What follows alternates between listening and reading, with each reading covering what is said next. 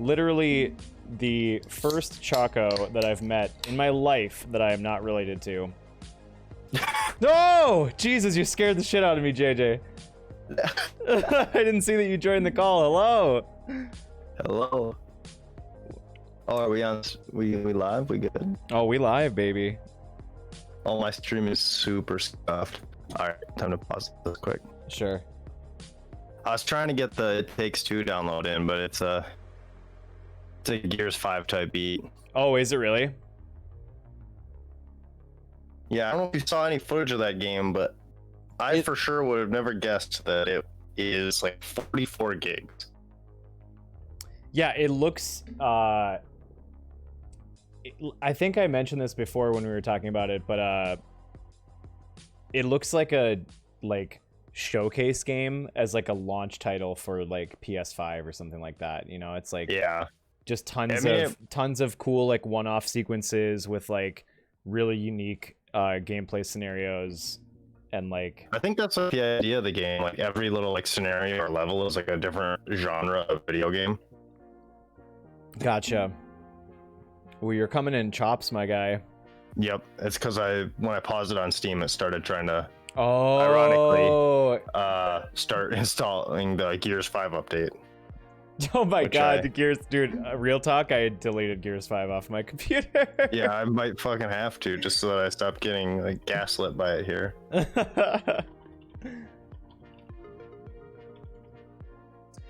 What's Thunderclaps? Oh, it's storming pretty hard in Minneapolis right now, Analog feels, which is just a welcome change of pace. Yeah, it was hilarious. I was driving home from Minneapolis to head here to do this, and it was just coming down like crazy, dude. And literally the second I get onto 36, it's like sunshine, no more rain. It was just like a hard stop of the storm. Like I just witnessed it, just like, no, okay, this is exactly where the cloud stops. It's pretty scary when it's raining hard, and it doesn't happen often, but when it's raining hard enough to make driving feel really sketch. Mm-hmm. That's like the last 2 times that I've been to Wisconsin, the way which is already a horrifying experience. The drives back have been punctuated by rainstorms that I literally had to pull off on the side of the road because like some people were going like 10 miles an hour, some people were still cruising at normal speed, like just dangerous as all hell. Yeah. What's up, buddy? Happy Ace Day. Ace Day is that today? International Asexuality Day. Let's fucking go. But then Asexual Awareness Week is the last full week in October? I was gonna say, enough days. I'm sorry. I love, like, it is... I'm all for honor racing everybody. But at a certain point, it's so diluted. I'm like... How many days? It's awareness. It's Awareness Day again? Because I know it hasn't been a full year since the last one. So we're double dipping somewhere. I'm still aware. There's so many days that I guess maybe it's better to have the awareness week so that I can at least catch like 1 day of them by the time I get informed. Like the Kami 2000 follower thing. Right. Like, the week don't just have a day. Have a week. Let someone come in, take a load off. Birthday week. Well, happy Asexuality Day, buddy. I know very little about asexuality, but I celebrate the asexual community, and that's something I would love to.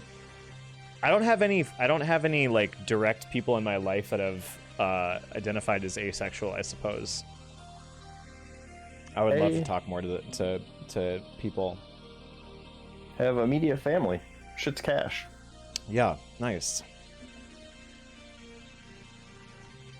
Birthday year. That's the real play. I had a neighbor that unironically has her birthday month, and like literally made her partner celebrate, like do an activity like every day of the month for her birthday month. Dude, it was so good. I would do a lot for my partner. I'm a pretty dope partner, but holy smoke! At what point of like October 18th are you just like, we're going to Valley Fair? Are we really doing this? Because I just got off work, like again. I just think that that's like, it's pretty. I have like a sort of profound respect for. Oh, Shy, thank you so much for that resub. 7 monthskies. Oh my god. Past the It's half year mark. admirably bold, for sure. Yeah, I have like a sort of detached respect for somebody that like loves themselves enough to force the people in their life to celebrate them for a straight month, like unironically. Mm-hmm. Just like, Like, no, buckle dude. up. Yeah. Tonight we're going out for drinks. And tomorrow there's this cool new vegan place that I want to check out.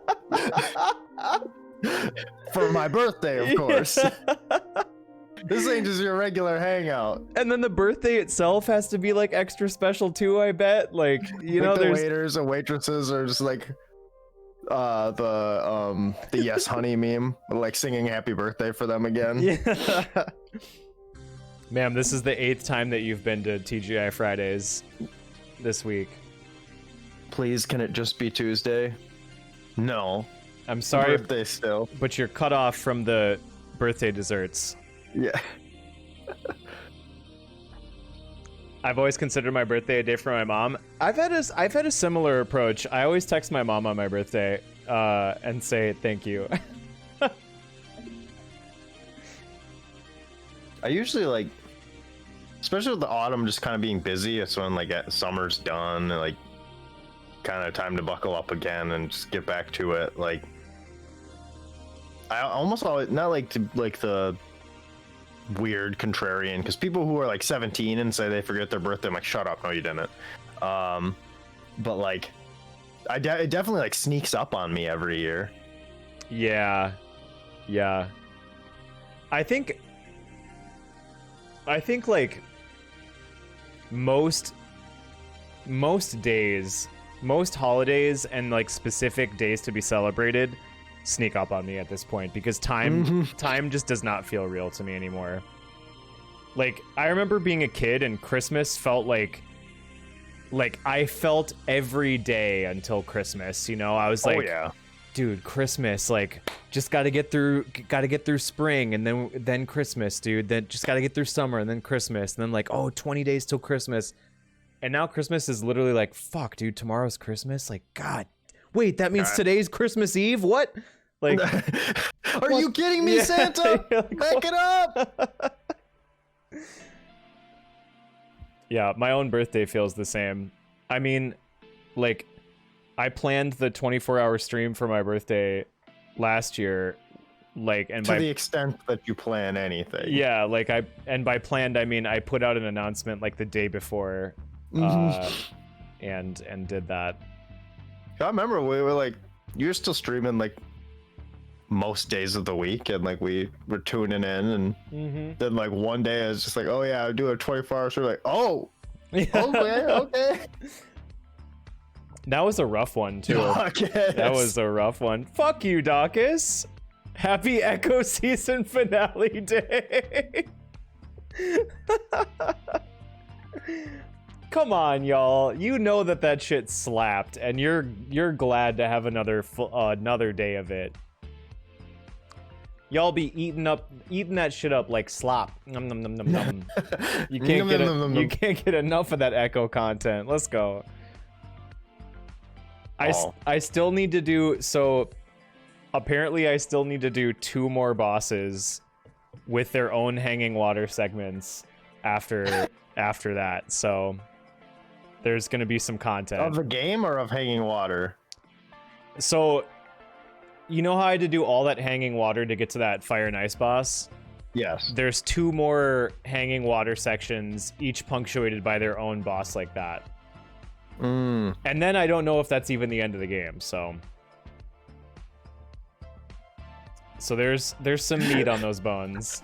Very cool video game.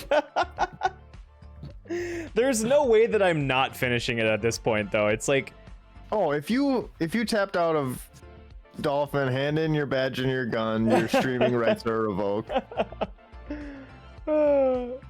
Shut the fuck You up. literally threw down the gauntlet at the entire Dark Souls community. You can't fucking bow out of Echo the Dolphin now. Dude, fuck the whole Dark Souls community, bro. We're beefing, baby. Yeah, dude, I'm officially. There was a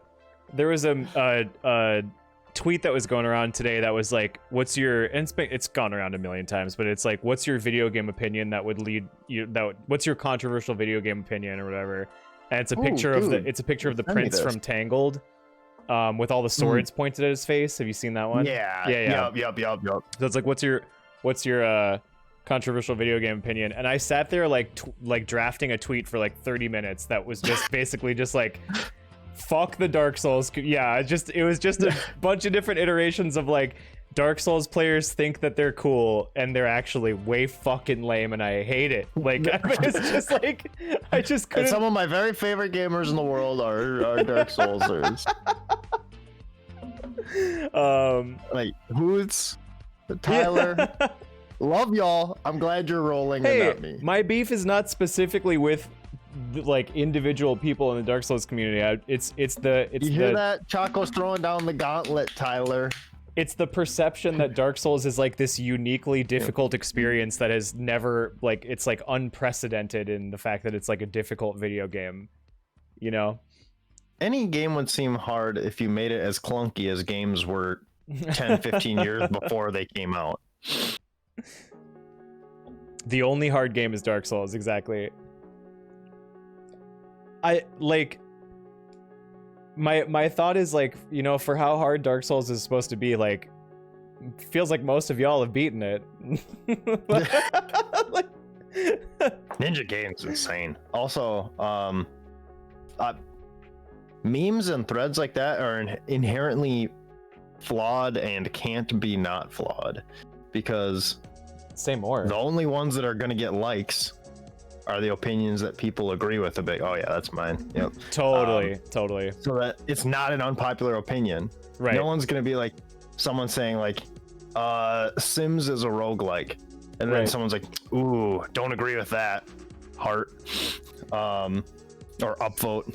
Well, and if you just today I saw there was an instance of someone that had a fucking trash take that, like, even getting like a viral trash take is like slightly profitable, you know?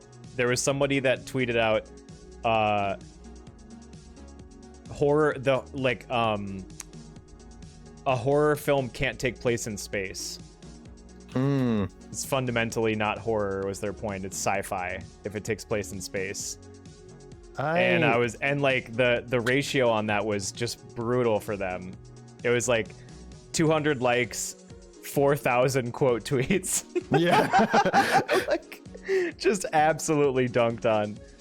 I do think it's a bad take, but also it's like, that is exactly proof of how, like, yeah, that's not gonna rise to the top of someone of a thread like that, instead of being like, Kingdom Hearts is underrated. Right, like, right. Absolutely. Yeah, people walk a very deliberate line on Twitter with those kinds of posts where it's like the take needs to feel spicy, but it needs to be safe enough where everybody agrees with it and retweets it and like gets involved. Normalize calling out performative spiciness. Dude, I think that's where my role on the app is. I'm the Judge Dredd, but like for your fucking tweet baiting. Allie sent me a tweet the other day. It was like, we've normalized enough things. It's time to start stigmatizing again. Fucking Jane had a golden tweet that was like, it was like, you know, fuck white boy summer. Like, I'm feeling like we need the return of the classic American bully. Like, yeah, the beach bully. Yeah, the classic American beach bully. It's like, I'm talking stomping out sandcastles and pushing nerds over on the beach. This country needs to heal. And like my favorite thing about Jane's tweet threads is that she'll come back like 2 hours later with like more heat. Like you could tell it was like it was cooking. I saw that thread show up on my timeline like 3 times throughout the day. Yeah. And, like there's just like a picture of washboard abs. It's like coming to steal your, like you better not even show up at the beach with your girl if you don't have abs like this. Like I love Jane. Fucking that like my timeline would be ass without Jane, if I'm being entirely honest. My timeline Like is 2 fucking hours ago. ass. Just Made period. a burger, turned out pretty good. 86 likes. Like 86. half hour later, then I saw a duck, and it's just a picture of a duck. Jane just has a confidence on Twitter that I respect the hell out of. Yeah, like just online cachet. Like There's somebody that I follow that I can't remember how I even know them, but every day they tweet relaxing with a nice beer, and then they tweet that, and then they always respond to that tweet and they say finished my beer, it was very nice. And like it gets like thousands of likes like every day, dude. Relaxing with a nice beer. Finished stuff my like beer. that is kind of interesting because it just shows like how like, not to get, I'm 16 and this is deep, but like how like disconnected we are from each other and how online we are, that it's like exceptional when someone just posts like something that's just so like boringly human. Yes.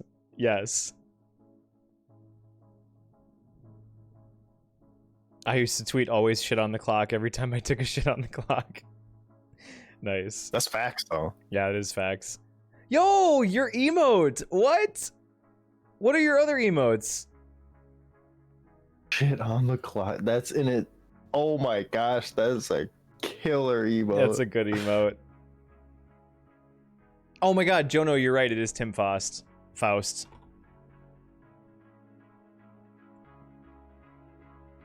How do I know this person? Excuse me. Now I'm scrolling through their timeline. Same. Finished my beer. Oh, I'm scrolling through Jane's. Oops. Oh, it's the same Twitter thread. So it started in February 25th. It started on February 25th, and it says, enjoying a nice beer. And then... Okay, I'll just show chat. Let me get JJ on here, too. You do whatever you gotta do, There we go. baby. He's a healthcare activist, had a really good book called Health Justice Now. Okay, cool. So it's just back and forth. Enjoying a nice beer, finished my beer. Enjoying a nice beer, finished my beer. Every time.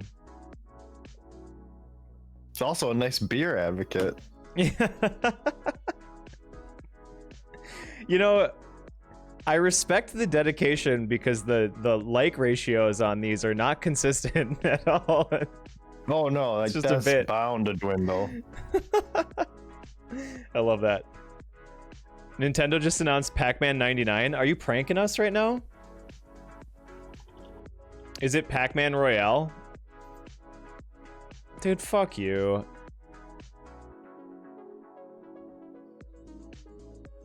What happened? They just... Wow, they actually are doing a Pac-Man Battle Royale? Yeah, they are. Because the Tetris Battle Royale was such a smash hit. And the Mario... Don't forget the Mario Battle Royale. Is there a Mario Battle Royale? Mario 35, baby. How do you even do that? Do you just jump better than someone else? It's just an infinite... It's an infinite Mario level. It's infinite Mario levels, and if you die, you're out. This genre is so ass. When you killed enemies, it sent them to other players. Oh. That's cute. Yeah. Here, let me... You want to parsec me? Oh, sure. I'm always down to go through extra steps so that I can Get some nice battle royale content. I haven't had enough of it. It must Doesn't be. say you're online. Oh What the shit! fuck? I got it.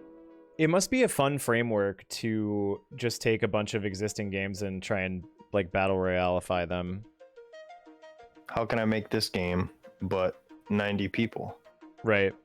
It's like It'd probably be interesting from a design perspective. for sure. They always seem cooler until I start playing them, and then I just never have fun playing them. I personally have no interest in them myself, but like Battle interesting Royales from a distance are tight. Yeah. Did you ever read Battle Royale? No, book, the genre? book. No, I didn't. It's always It's kind of tight. It's like been on my perma to-do list.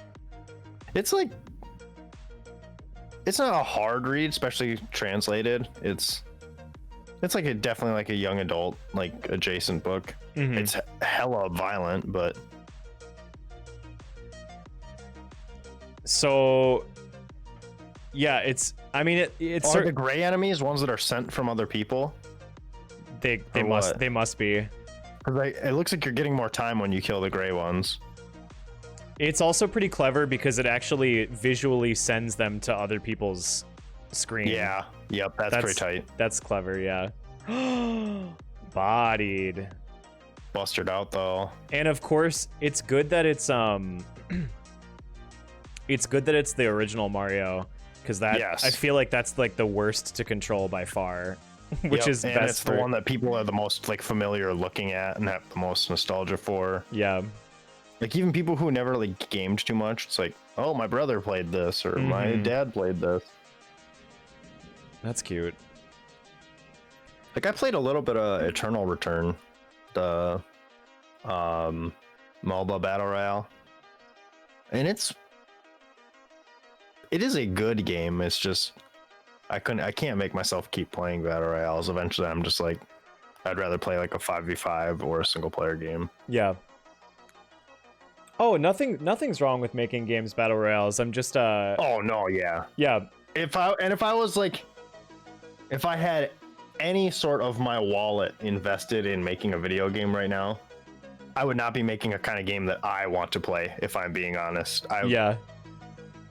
A battle royale for your phone, that's like printing money. I do feel like Pac-Man Battle Royale will be interesting to see, because like at first, like when I think about it, I'm kind of like, it doesn't seem very exciting, but because it's like Snake, but I'm sure that they'll find some way to shove a gimmick in there. The thing, like another thing with like, you gotta, with a battle royale, you really gotta like, you gotta stick the landing more than even most other games, because there's right now it's so saturated. Yeah. And like, I feel like you have to monetize it like effectively, efficiently, and quickly, because people are moving on to the next one like in no time. What a crazy time, like the like actual battle royale boom, like when kind of like everything was really gunning to capitalize on like Fortnite. PUBG. You know, yeah, PUBG, yeah, well, yeah. Fortnite was capitalizing on PUBG pretty much. Like, and DayZ was, well, no, DayZ wasn't a battle royale. What was it's it was VR adjacent though. Yeah, VR adjacent. What's up, Days? Hey, what up? It was refreshing to play a shooter without loadout bullshit again. Yeah, we were just talking about Quake last night. Exactly, Soup. Like, it's like when every game was trying to be Dota and League of Legends. Yeah. Yeah, true. Whoa, congratulations, Dace. You completed the move?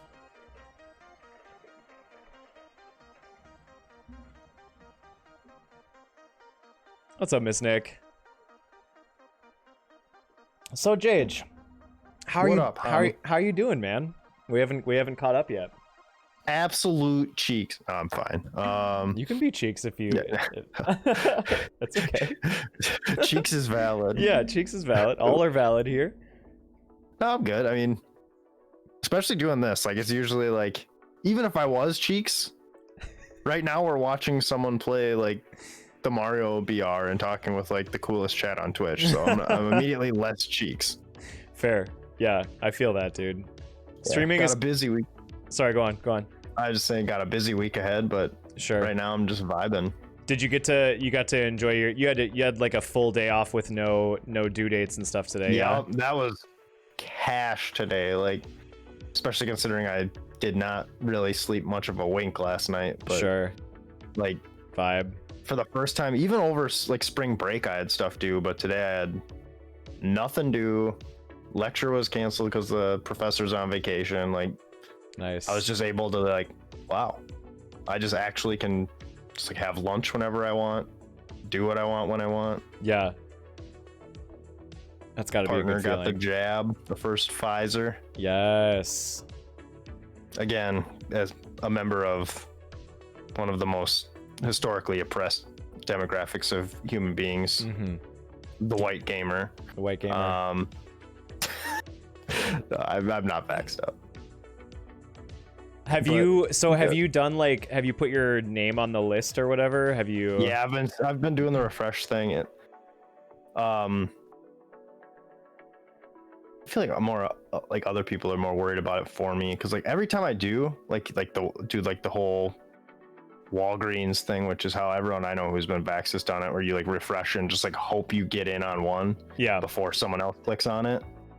Like every time I do that, I just get like kind of sad because of just like how like crushingly dystopian it is that we're like actually just like hoping you win the lottery of being able to like be a human again. Yes. And I think about like, especially with how early I feel like we kind of jumped the gun on anybody 16 plus can be just like schmoovin' on it. Yep. Anytime it like doesn't work for me, and like I'm like, damn, I was at the screen and someone was just at the same screen and clicked on 315 before I did, so they got it. Yep. I can't like help but think, I'm like, someone like older, sicker, and poorer than me just had that exact same experience trying to get that exact same appointment. Yes. Like, yeah, someone old and more rightfully scared of COVID than I am.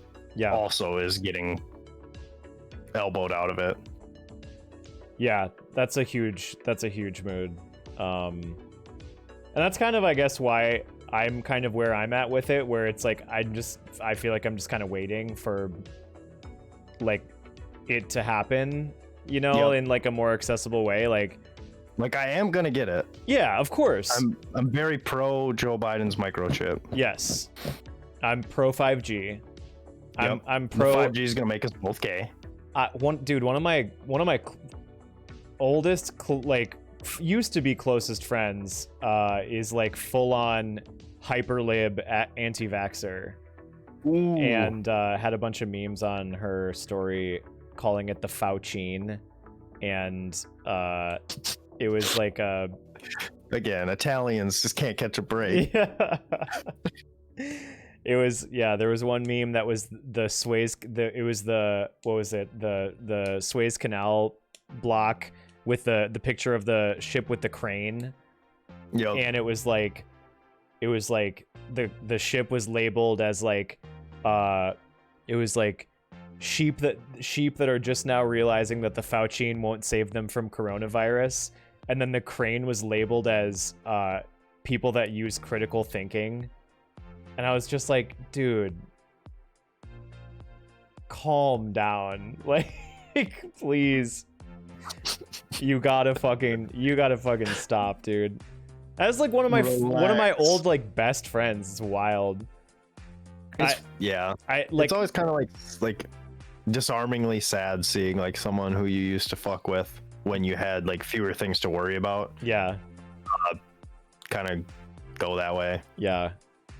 It's like our relationship is distant enough where like I just don't really care to like take like I'm not gonna take the time and be like, oh yeah, I'm not keep them spoons in your silverware drawer. Yeah, homie. like I'm not gonna. And this kind of tied into a little bit, you know, I talked a little bit on another stream about how my sister's boyfriend's dad is like a super cop and like was saying some bullshit about like personal choice and as it regards like economics, people's economic situations or whatever. And like, I was talking about the idea of, you know, how much responsibility do we have, and kind of like the hubris of thinking that we can just like debate lord people into changing their positions on these huge things.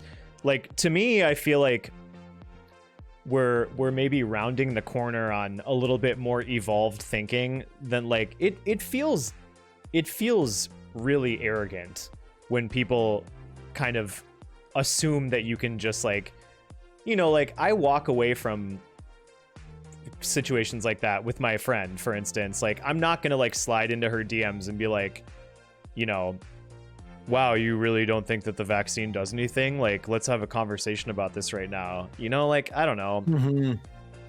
There are opportunities to educate people in our life, but like, you gotta be a little bit more, they've got to be more than that.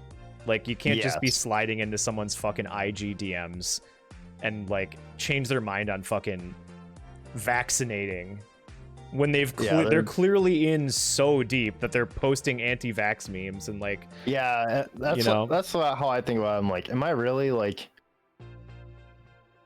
it's like hubris, like you said, to think that like, oh, I'm just gonna beat propaganda just in a 1v1 match with this person's like brain. Yeah. Like, and I'm not the first I'm sure I'm not the first person to push back on their public like anti-vaxxing stories that they're posting on Instagram, you know. I don't know. There's someone I used to know, it was like a friend of my cousin's, when they were all out in the country, so like I would see them like a few times a year, and we'd play baseball and play Halo and stuff. And now he is not my cousin, but his old friend is like a full-blown like QAnon person. Like, wake up, if you got 10 minutes, you need to watch this video. Like, you scroll his Facebook, every single thing is loaded with like the fact check, like the translucent fact check button. Oof, it's just bananas. I just basically keep it there to be like, so that I'm like, as like a to not be just like in this bubble of like a very cool Discord of people who are not that. It's like, this is still like a very like prevalent thing. I mean, sometimes I'll slam a laugh react or a wow react because I'm a fucking cock, but like, like, I mean, like, I'm all for, like, you know, even in those situations where you're like distant or where you know that you're not going to be the person that changes their mind, like, I'm all for like dunking on people and stuff, like, or doing like a drive-by and just like saying, you know, letting people know that like the shit's dumb. But but the arrogance to me comes in at the idea that like you're gonna fucking like intellectually like Ben Shapiro them into submission in a forum like online or like through one-liners or whatever. Like, the shit's, it's just embarrassing. I guess, I don't know, I guess it's just embarrassing to me at this point. I used to be like very gung-ho, like a Fellowship of the Ring worth of propaganda every single day. Your Instagram conversation isn't gonna cut it, right? Anti-vax theory is the hanging waters and we are Echo. Challenge one membrane at a time. the wisdom. Is this discourse the butterfly meme? Miss Nick is out here teaching right now. Did y'all hear that the research Moderna did got applied to an HIV vaccine that's having wild success? No. Oh, damn. That'd be sick. That'd be very sick. I think one of the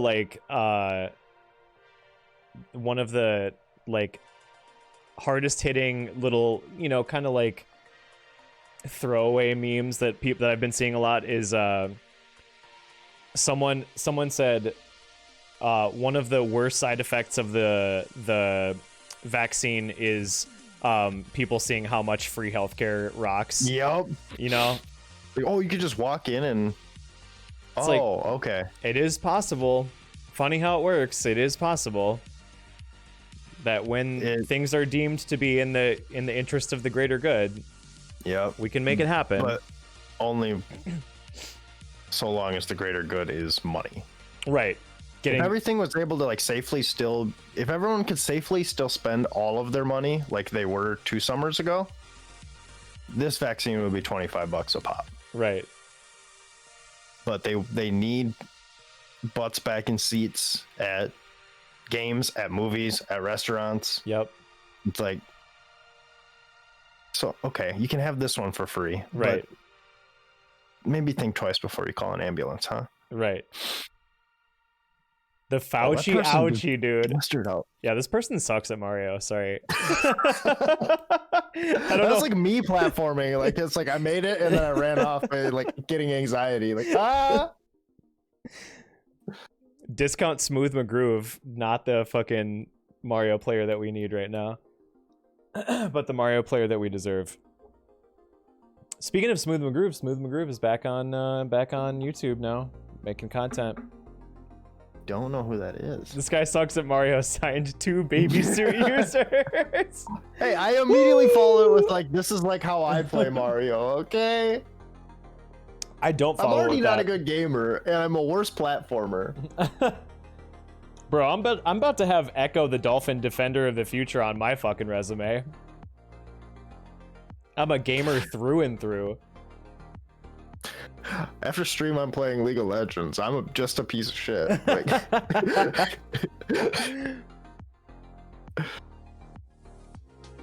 Why isn't it a Hitachi Wandrex? I guess is the question. Those microphones are like studio standards, but they're deceptive because they don't look like they should be. mm-hmm. They look very cheap, but they're good. I feel like they look cheap to like people who don't like know a bunch about microphones. It'd be like a taper, like It's anybody in the middle who's like got like, but like once you like look at enough microphones, you're like, oh, if it looks that stupid, like that shit must be pretty good. yeah, Like, dude. Echo Echo guideless run would be no. I would never it's an act finish of it. anti-self-care. I'll share the guide that I've been using though, because it's like a half guide. It's literally like, okay, Dude literally said like, he's like, this is the part where you'll want to throw your controller through your screen. yeah. Like, So much of that guide has literally been like, they'll explain how to get through like a huge maze, and then they'll be like, okay, now go back to where you started. And it's like, wait, where did I start? So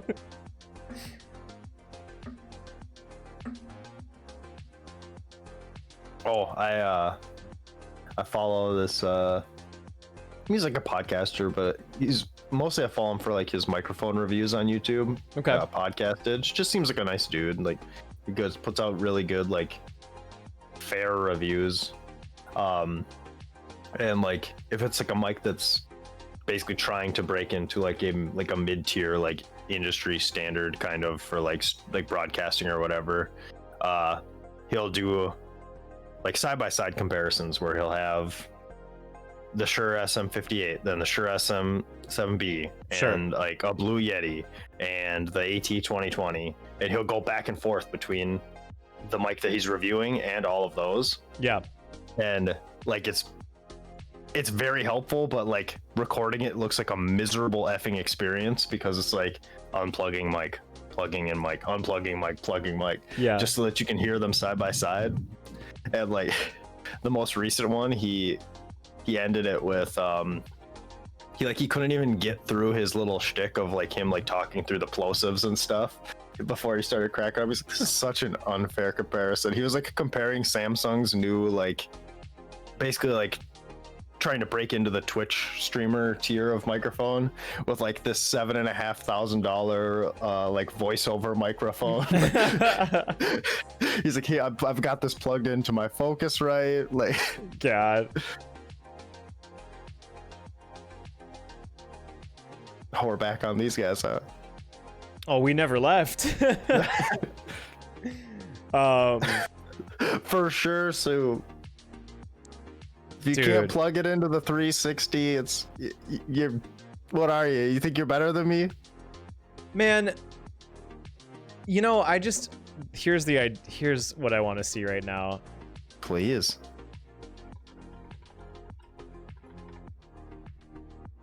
I want to see some nice long sets. I never played Rock Band really. I was more in that like time window. I was pretty much just all Guitar Hero 3. Yeah, Rock Band felt way more scuffed, like response. Oh my god. Yeah, it was for sure carried by the Responsiveness. fact that you could play like with like all of your friends. Like it wasn't. Yeah. Which is weird because it was also made by Harmonix. Mm-hmm. Is the same group or the same devs. Rock Band drums like, were good. Looked worse. It looked much worse. Yeah. Yeah, the drums that like the drums in I guess the singing like are like those are the cells. Like if you wanted to be like a Rock Band drummer, yeah, for sure. Like I can't even imagine just sitting down. It's like just two people trying to play the guitar parts of this and not just wanting to go back to Guitar Hero 3.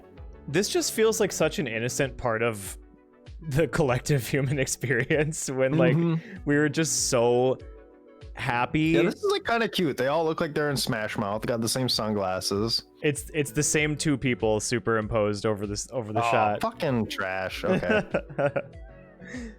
But yeah. Oh, do you have the audio on? I can't hear. No, I don't. Oh, Here, okay. I'll I was just going crazy. yeah, I'll see what we got I here. assure you, we probably don't need to. Okay, well, I feel like we're not hearing her audio, I feel. Well, you didn't have to. Wasn't that kind of like part of the Rock Band? You could like kind of cheat the microphone. Could you have it where you're singing but it's not actually picking up your audio?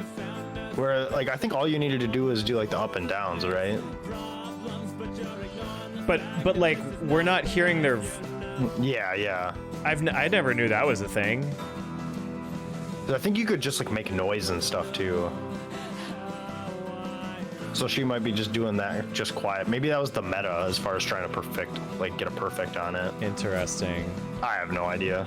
Obviously, I wasn't the one chomping at the bit to use the Rock Band microphone. We just had karaoke discourse. Like, oh, I see.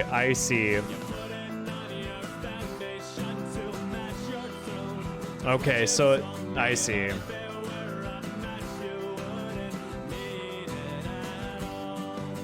Wait, I don't honestly remember the keys being a thing for Rock Band.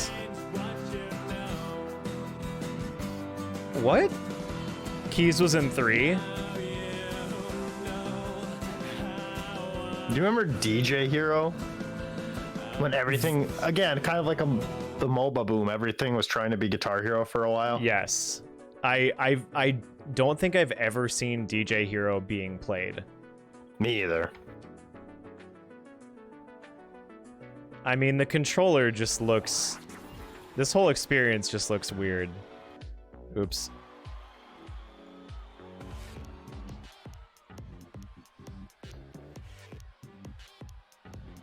Like, I don't... Oh, I think we're also playing on... This has to be easy, right? It says DJ Hero Expert. This is expert. You've hit 2 buttons. Imagine if, dude, DDR Expert, you'd be like, digga digga digga digga digga digga digga digga digga digga digga. This has to be an easy song of expert, like from the first little bit. Like through the fire and the flames, people had people like figuring out how to like jerry rig a rubber band to their controller so that they could tap more. This dude's like tap. Whoa, what? Tap.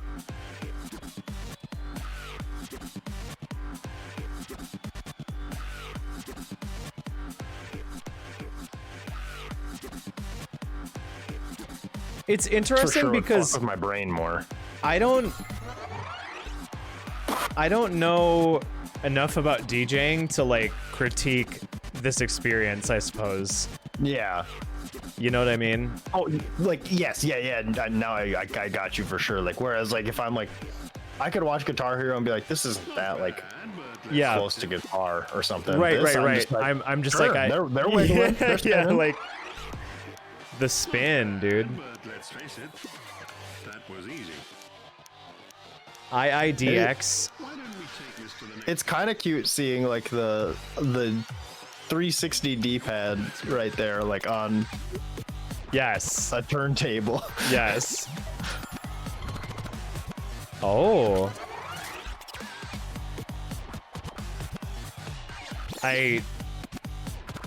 Oh. Okay, it got kind of tight. Yeah.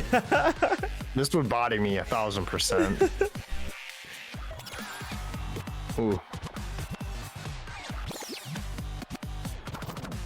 Now I just want to know, like, is regular DJing anything like this? Like, Watching people who are like really good at spinning it's kind of tight. oh, definitely. I have to concede that was impressive. I've just never really deeply understood like the mechanics of like scratching and like the culture of you know like I certainly know a bit about like just good DJing in terms of like mixing and transitioning, but like Yeah, and like what This- samples to use. this and- kind of like slamming the track selector like back and forth and like spinning the controller around, etc., etc. Yeah, all records come with 3 buttons. Yeah. I was wondering, you know, my mom's old Stevie Wonder vinyls had the fucking 3 buttons. the Return to Forever red version. Oh, Lee damn, Su's that just version reminded of- me. Go on. Drums. Chick Corea passed away like a little bit ago. Yeah, dude. That's fucking sad as hell. I am not super like, you know, celebrity culture kind of person. Like I don't like, I haven't really found many celebrities that I like have mourned for or whatever, but Chick Corea is definitely one of them where I was like pretty fucking bummed out about it. Yeah, like lost one of like the most important like contemporary like musicians. Yeah. Straight up changed music. Yeah.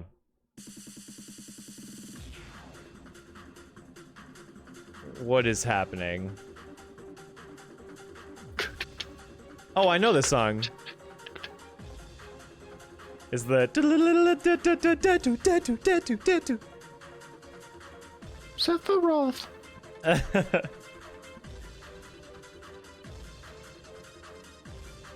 fucking right hand society, man. Look how much work they're putting on your right hand specifically. Music's always been so weird for like hand dominance for me. Like, because if you think about it, like most people are right-handed. The left-handed part of a guitar is the one that's much more precise or precision focused. Yes, yes. I remember that being like, just kind of like questioning that as a kid, being like, oh dang, why am I doing it like this? Yeah. That's definitely the one example I can think of that's kind of confusing. But at the same time, like your right hand for guitar, while your left hand needs to be the one that's like responsible for placing the notes and chording, your right hand is still the one that's like kind of vigorously working. You know what I mean? Because it Unless you're a tap lord, then it's just both. And yeah, I it's got suppose. piano. Let's go. Because with good technique, it's like less effort to like press a note on a fret, but like to strum, you know, and then like palm mute it or move. I don't know. Player 2 has the turntable on the right.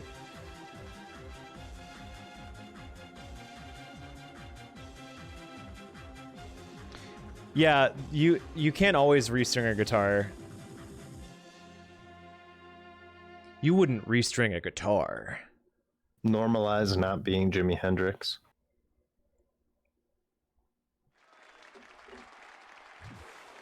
And this, I can see every pixel in this video. Oh yeah.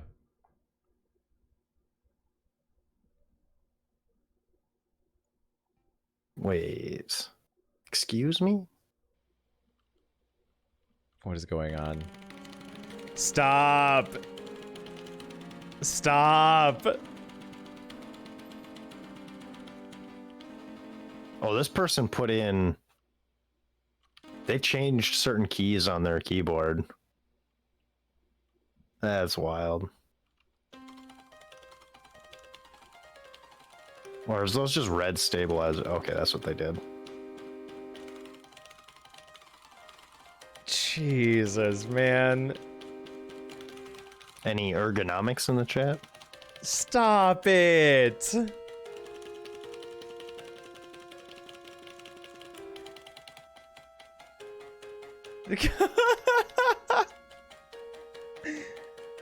It's like if Osu and Guitar Hero were Seriously. worse.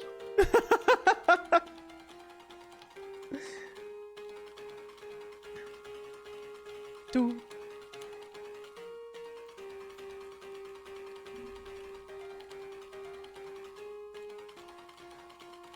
Yeah, same, Sammy. Look, I love gamers. I'm a gamer myself. I dabble. This can't.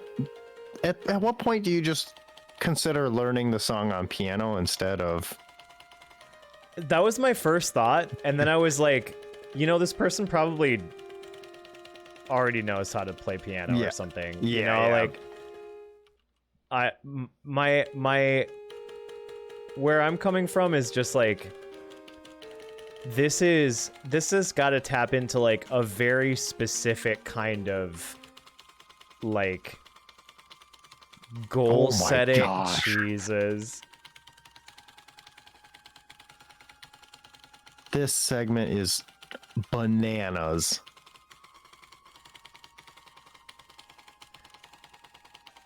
Oh. Yeah, and you're right, Soup. I mean, maybe I shouldn't assume that they know how to play an instrument, but like I feel like with this level of dedication, you at least know that you're capable. I hope. Because this is like most successful musicians don't have this level of craftsmanship at their craft. I'll tell you that much. Yeah, absolutely. Like, this is like an absurd amount of precision and practice and training.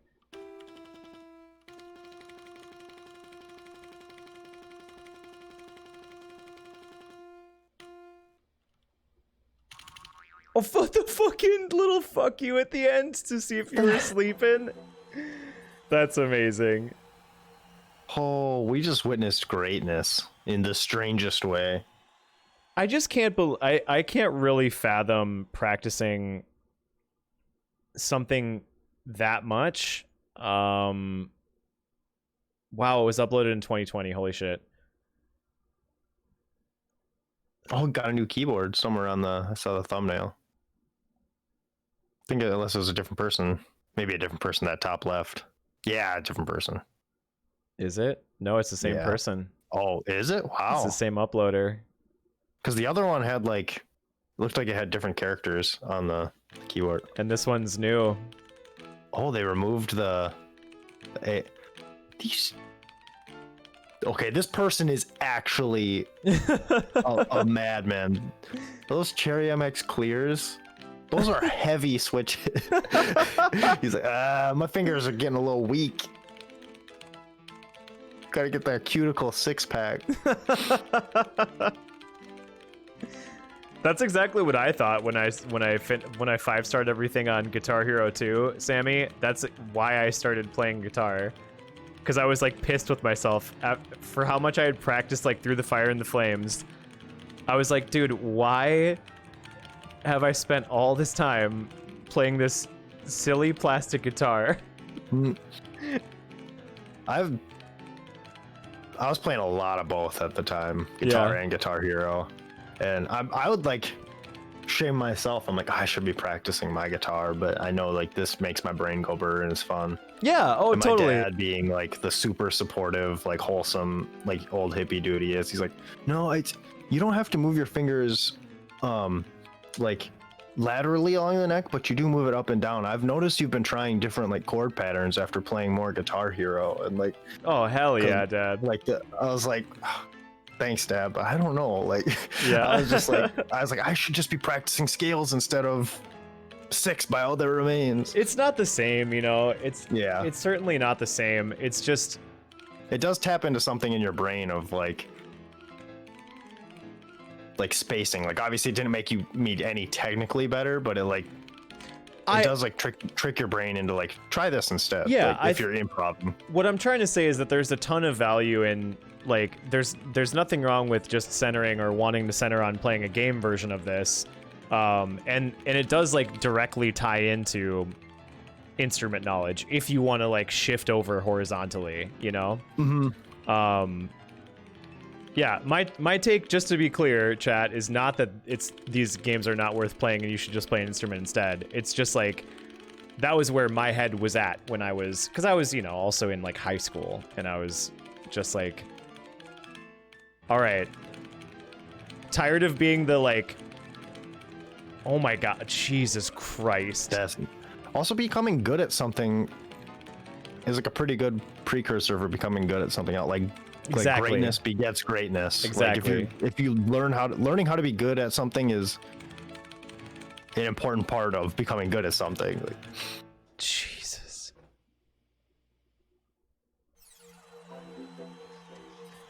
like a basketball scout, actually, I heard talk about it, and it was something I hadn't really considered very much, because it's like if you're like analyzing a player in any game, even esports or whatever, it's like, yeah, someone might not be like the tip top, but like how good they are at learning rather than like how seriously they take it. And then the way he phrased it like very succinctly, I was like, damn, I like wrote it down because like this is kind of tight. Improvement is a skill. Yes, absolutely. Oh damn, this person's hot on the rhythm scene, man. Fresh channel, DDR moves. Oh no. Oh god, sliding around every which way. You know this chart is wild. I have a friend who's really into rhythm games, and we've talked about post-pandemic going to Japan at some point, because his family's from Japan. Oh nice. And him showing us all like the coolest arcades and all the ones that have like the really weird rhythm games and stuff. Hell yeah.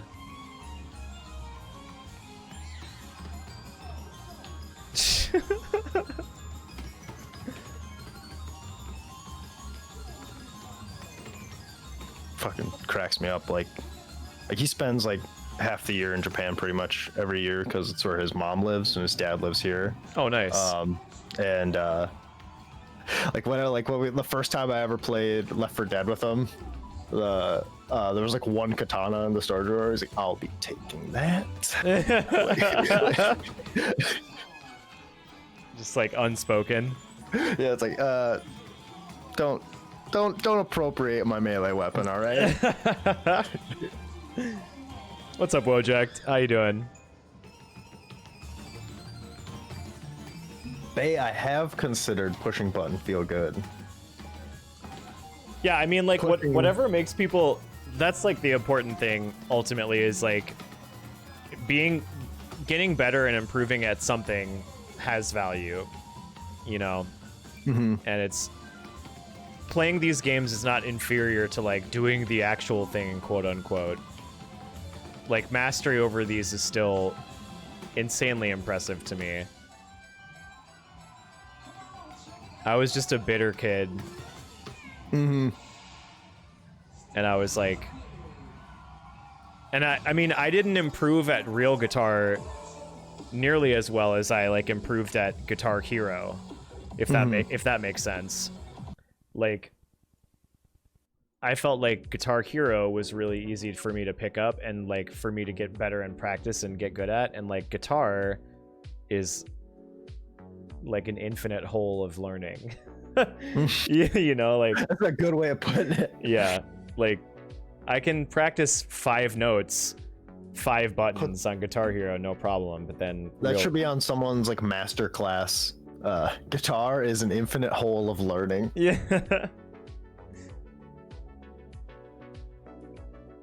I think that's why like the like hot doctor there have been like a couple of moments lately in the last like month. Also, can you hear my fan, by the way? I'm good. Okay, chat, can you hear my fan in the background? Because it just turned on. I'll turn it off if it is distracting. Yeah, because they're getting you from obs. No fan noise? Oh fuck yeah.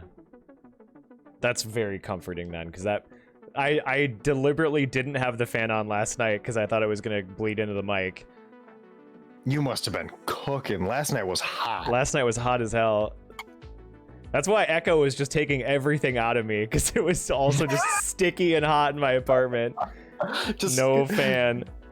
being in sauna like a little steamed bun. Yeah. While you're trying to figure out what the fuck a hanging water is. Dude, side note, this is why leaving comments on old YouTube videos is so hilarious, because I wrote thumbs up if you still playing Street Volume 2 in 2020 and 7 months ago, and I just got a reply from somebody just now that says, still playing, homie. Sick. Hey, let's fucking go. Like you baby. already know we freaking that was just like a night that we had like played a few matches or something. Yep. Anyway, I completely forgot what I was saying before that, but it's not important. The delayed gratification, of which I am a huge fan. 7 months, baby. That 7-month chastity belt. Of connecting with a stranger about Street.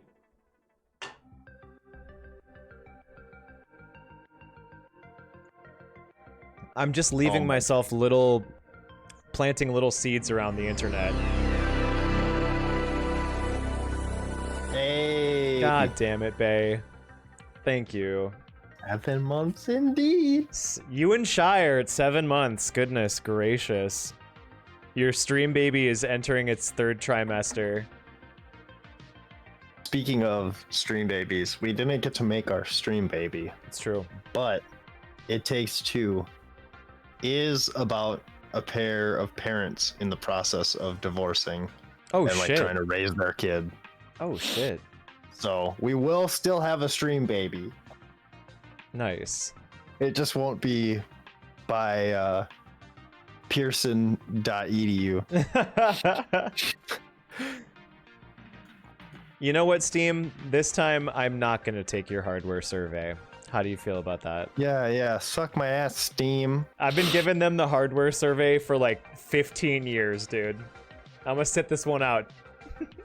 Someone else can do some heavy lifting for once. Speaking of making pressing button feel good, just got a new keyboard, and I've had like quiet keyboards for the most part been on that kick for like 5 years. Yeah. And this one is very much not that, and it's Just get the loud as clack. crap. Yeah. Yep. It's like a new version of like from like a similar thing of like Cherry MX Blues, but like louder. It clicks down and up. Ooh. And I've got like 15 pages to write this week, and I'm excited to just make my brain go burr. Like, Yeah. That's amazing. You're getting like double free ASMR. Yep. I imagine, that's like, that's got to be like, kind of like slime, like what slime does for people. Like you're giving 1000%. yourself like a super tactile, feedback-oriented experience. Exactly. Damn. Yeah, I bought like a quiet DOS keyboard, and I am hella unimpressed with it. It's got them Cherry MX Browns. Yeah. If you're ever in the market, we'll lab one out for you. Don't you worry your tender little heart. I might. I'm on a big like no unnecessary purchases kick right now That's a great kick to be on. Yeah. How do I get on this kick? It's like, Quit your job me and up. do content creation full time. That's how you get on the Oh, kick. okay. Yeah, that's the Maybe only I'll- reason. We'll see if I'll do that kick or not. ASMRing yourself is like tickling yourself. Bomb as hell, you mean? Yeah. It's like flirting with yourself. Like, oh, stop tickling me. Yeah. Stop. Oh, you're cute. Stop. I'm gonna kiss me.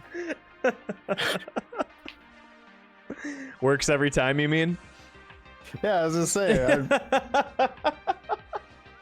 Catch me out here. You can just do whatever you want after. Whatever. I've been tickling these toesies the whole time we've been on the show so far. Yeah. Keeping it on the low. Wake up. Hey, keyboard ASMR is best ASMR. Maine Coons are cool. I am 60% of the time, it works every time.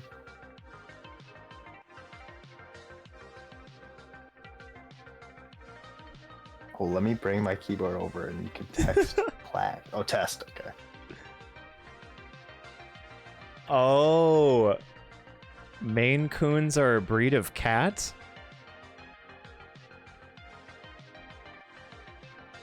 I'm arching my eyebrow at the username because I don't have context, but I'm wary of the word coon, I guess. We already got cats, asexual awareness week, rock band, keys controller. Okay, cool. Sorry, didn't mean It's a to. legit cat. This ain't your average buster ass calico, all right? These Well- cats fuck. Welcome on in. I'm sorry that my ignorance, led me to red flag you for a second. Yeah, that would make sense, Azul. I would also feel strange using them. Kind of an outdated name, maybe. What's up, Giant Sequoia? I love that emote so much. Azul says, yes, they are one of my favorite breads. Love bread. Dude. I broke keto on Easter. Oh. Yep. If there's ever a day you're gonna break bread, Yeah. that's not even. So my Mama Chuck. Christ keto. You know he was fucking cutting those carbs, baby. Yeah. You have like 40 whole days. If anybody's body is gonna be low carb, it's the Son of God. All right. Check it. Yeah, so my mom makes a sweetbread, a Polish sweetbread Go on. that is Slower, just so godlike. It is I love Polish food. so godlike. Not even kidding. It's like an egg bread. So it's like a super it's a super eggy, dense, almost like a pound cake, but like with much less sugar. So it's like Chat, are you hearing this? super eggy and moist, and then it's got like a crumble, like a sugar crumble on the top of it, so the crust on top just gets like perfectly golden brown, and there's just like a thick kind of like layer of sugar glaze on top of it. Like literally you don't even need butter, you don't even need jam on it, you just cut yourself like a fucking slice of it, and it's so good. And I just could not say no. I don't blame you. I think saying no would be wrong. There, in that case. Me too. I mean, Does your mom make rogies? Oh yeah. Oh, me and Mama Chalks make rogies, dude. Me and Mama Chalks make rogies. Pierogies are just. Yeah. Resurrection was just intermittent fasting. Yeah, it was cool. Definitely, like, it is amazing, like, how sensitive my body is to like sugar and carbs right now. Like, because I literally after the first slice, I like felt it. I was like, oh, this is weird. My body's not used to this. This is energy. Yeah. Energy that's not being derived directly from the fucking From your own body. rib fat. Yeah. Yeah. Yeah, it was bizarre, but it was very worth. How were our Easters? How was everybody's Easter weekend. What'd you do, JJ? I hung out with West. I found out that this weekend was Easter on like Thursday or something. Damn, dude. When my mom texted and was like, "What are we doing for Easter?" And I was like, "When's Easter?" Yeah, that's the best. That's the best. And then I was gonna swing by, and it's pandemic Easter, it's different, but Yeah, of course. so I was like, I was gonna go swing by and say what's up to him, and my mom was like, if you're swinging by for Easter, for instead of for a different reason, probably just don't bother. We're just gonna clean the house all day. I was like, loud and clear. Yeah, fair enough. Happy Jesus. Fair enough. Love you. Yeah. That's I like was gonna help him move a freezer, but instead I'm doing it tomorrow. that's like free feel good juice to me at least, because there is like no better drug than getting plans that you were kind of going for out of obligation, getting them canceled. That's like, oof, baby. Like one of my favorite feelings in the world. You know, and I can just do nothing for the night. yeah.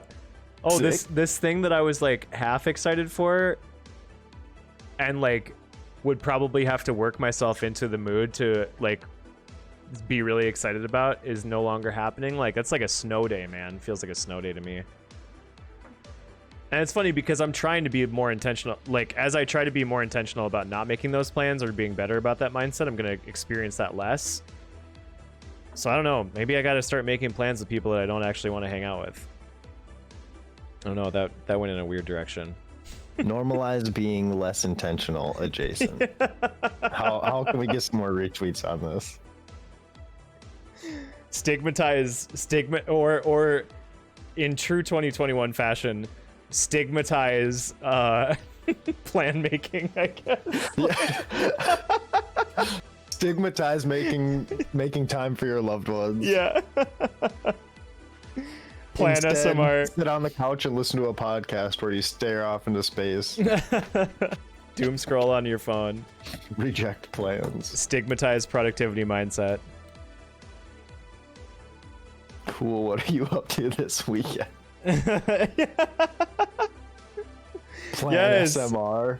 Everyone's just getting that free good. Everyone just start making plans with each other that you're gonna bail on.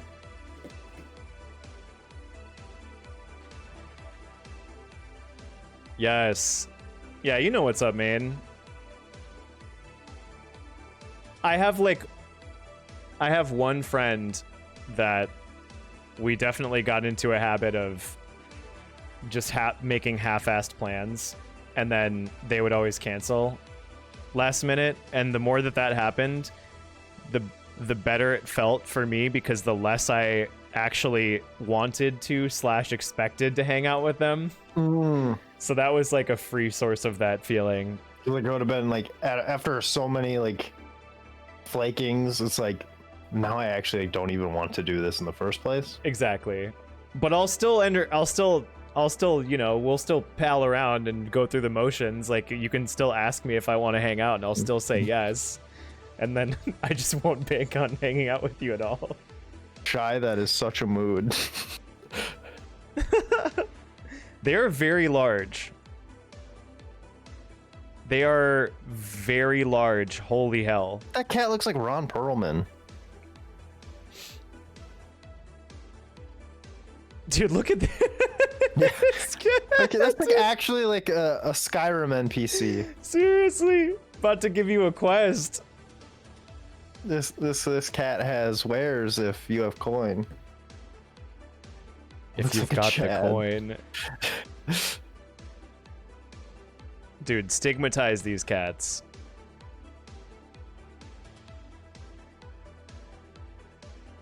I just don't like the name at all. My one complaint here. Yeah. Wish I that mean, we could phase that out. I would assume the name predates the connotation. The denotation, of course, came first. I would bet money Maybe. on, but Hopefully. yeah. Oh my god, what? What a fucking lord. This dude's a fucking legend. Look at that face.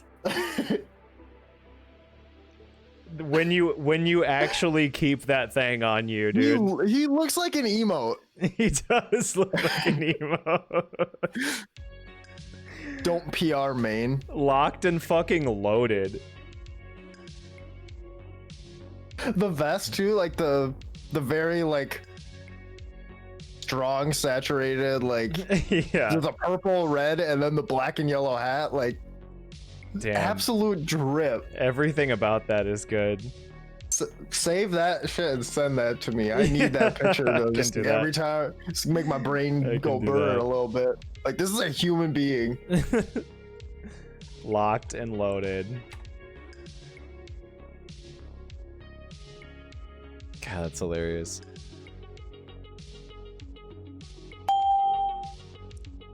What Main, happened? thank you so much for the follow. Welcome to the Jammy family. It's good to have you.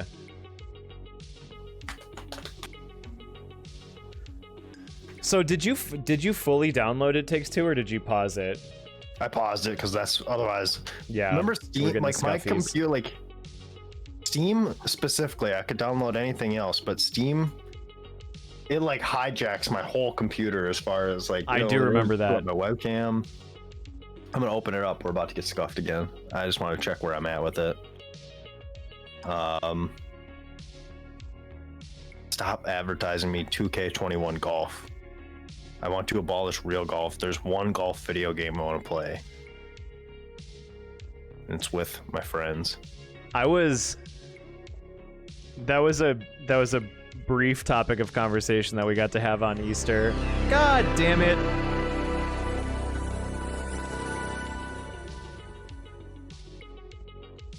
Shy, thank you so much. Sheesh. The Lord of Generosity over here, 35 gifties.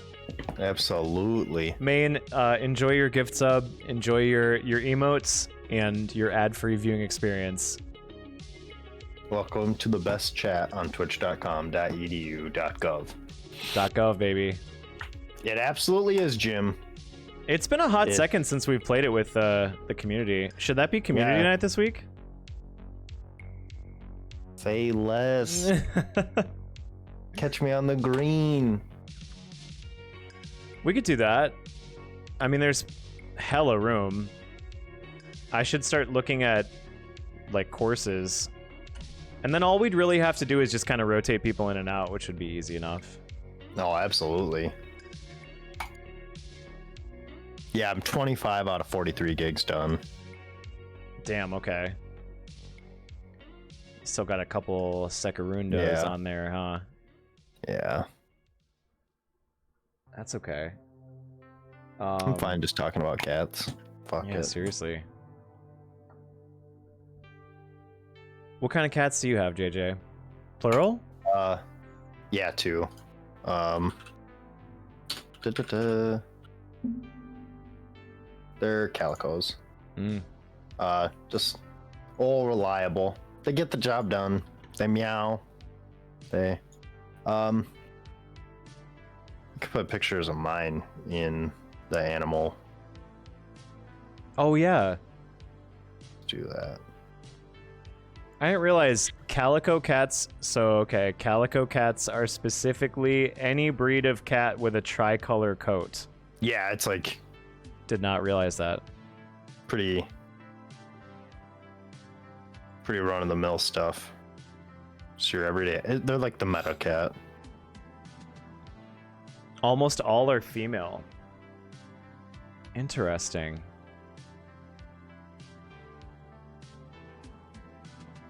Yeah, cats are, I mean, pets in general are just a well of knowledge that I have not drunk very deep from. Save this picture. Being allergic. Because sometimes when I text my mom, she'll just send me a picture of the cat. Like she won't just like even like respond back. She'll just like send me a picture of Roxy. Nice. This picture fucking cracks me up. we were trying to, it was a couple years ago, trying to get my Christmas picture with my sister, and we were holding our cats that stayed with our parents.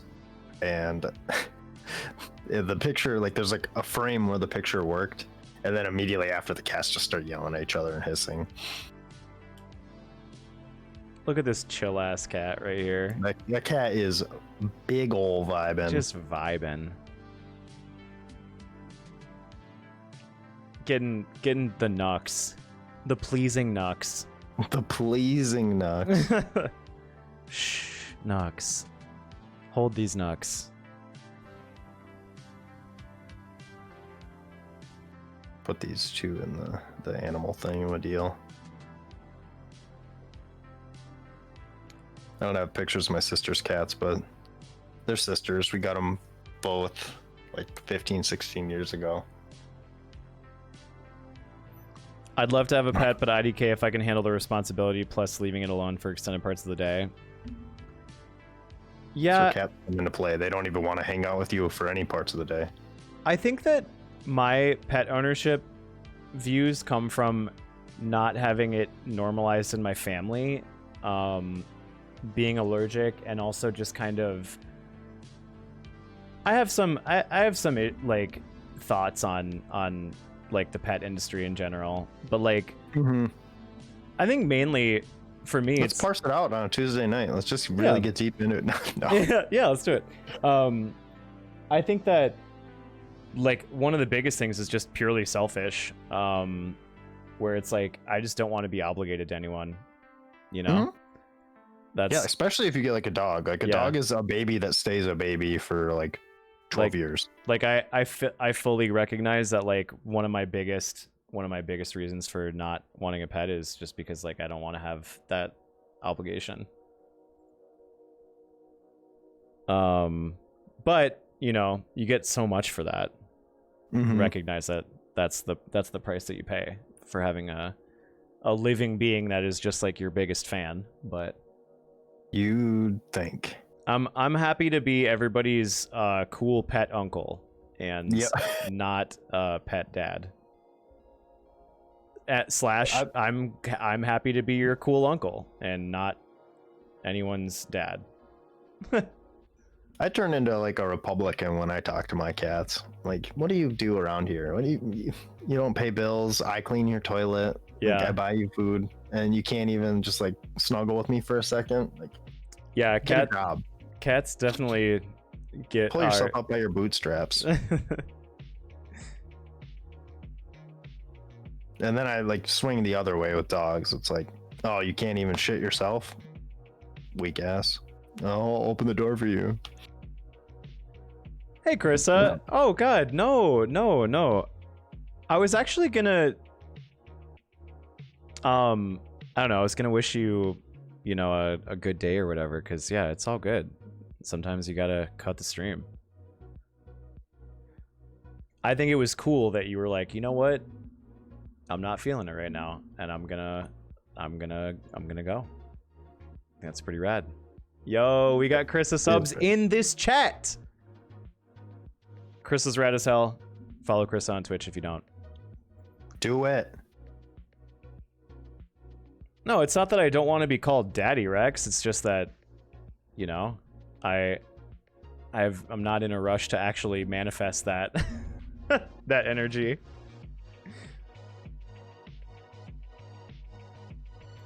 Oh, we're talking about pet ownership. And I was just saying that I am not a pet dad because I don't want that responsibility right now. I know, Rex. Carissa, listen, you're walking into the bi-weekly VODcast, okay? It's all on the table. We will talk about anything. Yeah. If you what do you think about acapella? Pentatonics, a little rumpa-pum-pum.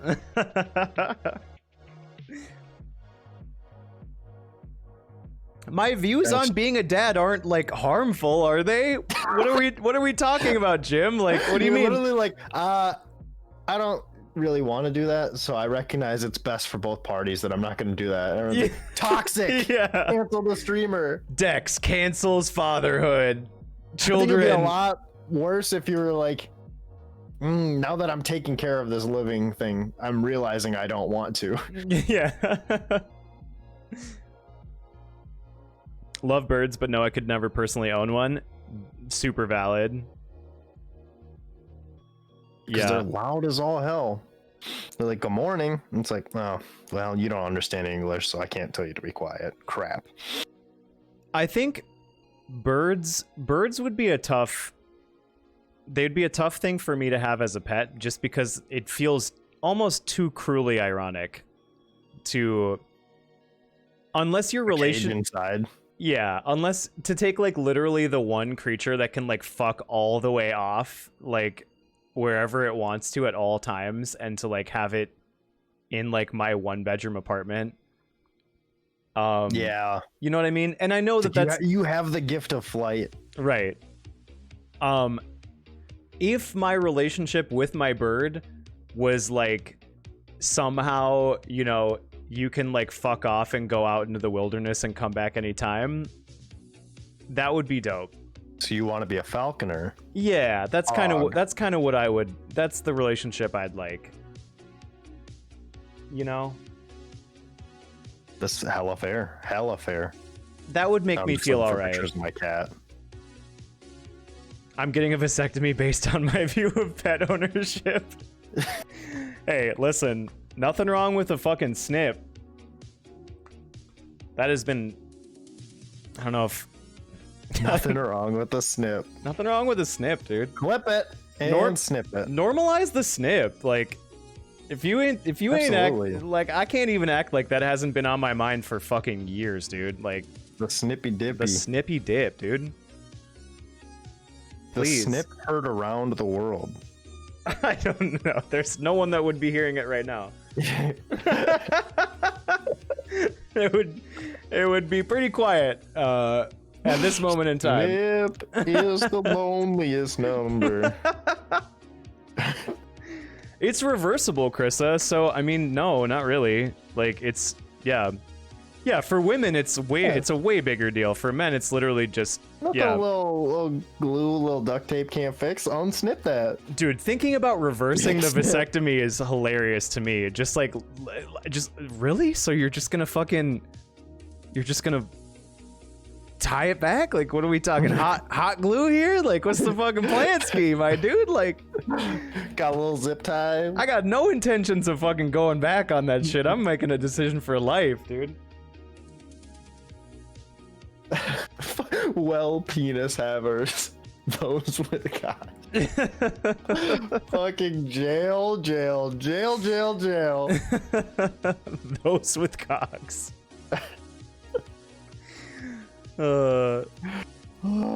Okay. I think it just takes a bunch of loads before all the sperm are gone.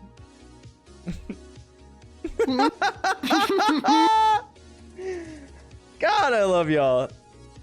The perennium is a little sore for a day, dude. God, don't sell me too hard. I'm about to fucking cut stream early right now.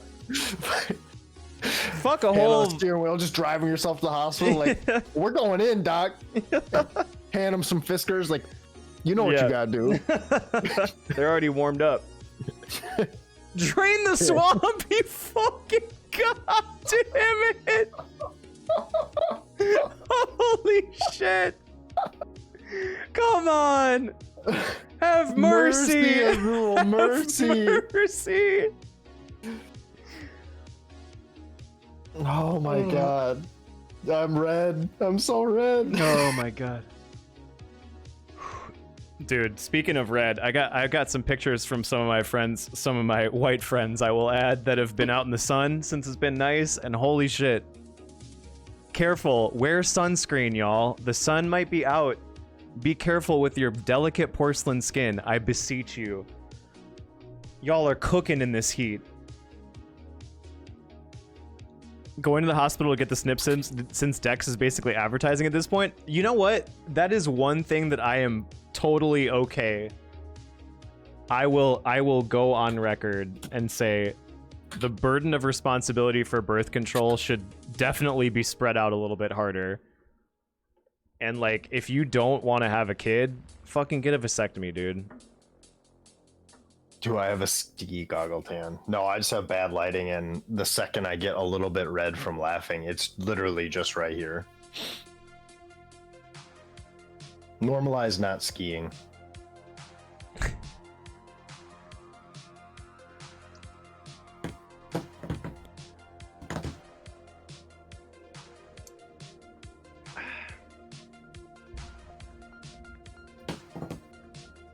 Yeah. Yeah, everyone wears sunscreen.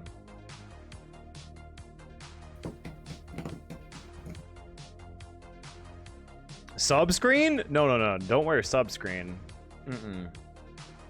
Sub only chat, dude. You wouldn't be able to talk. Mm-hmm. Their seed might be less potent and they would be inconvenienced. Talking like a whole ass Vatican. The seed might be less potent. That face when your seed is less potent. The crying emoji. Oh, here we go. Yo, your cats. That's just the one. I don't have any other good pictures of the other one, but that's mine. She's a huge brat and very pretty. The energy. What's her name? Roxy. Nice, just got you to dox your fucking cat. Yeah, fuck! Gotta change my cat's password. Yeah. Swatted as we speak.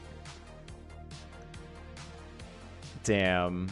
Yeah, I was a fucking huge music dork, so this one's name is Roxy, and the other one there isn't a picture of is Jasmine, because jazz and rock were my two favorite musics. Oh, at the time. Dorky, you little lord.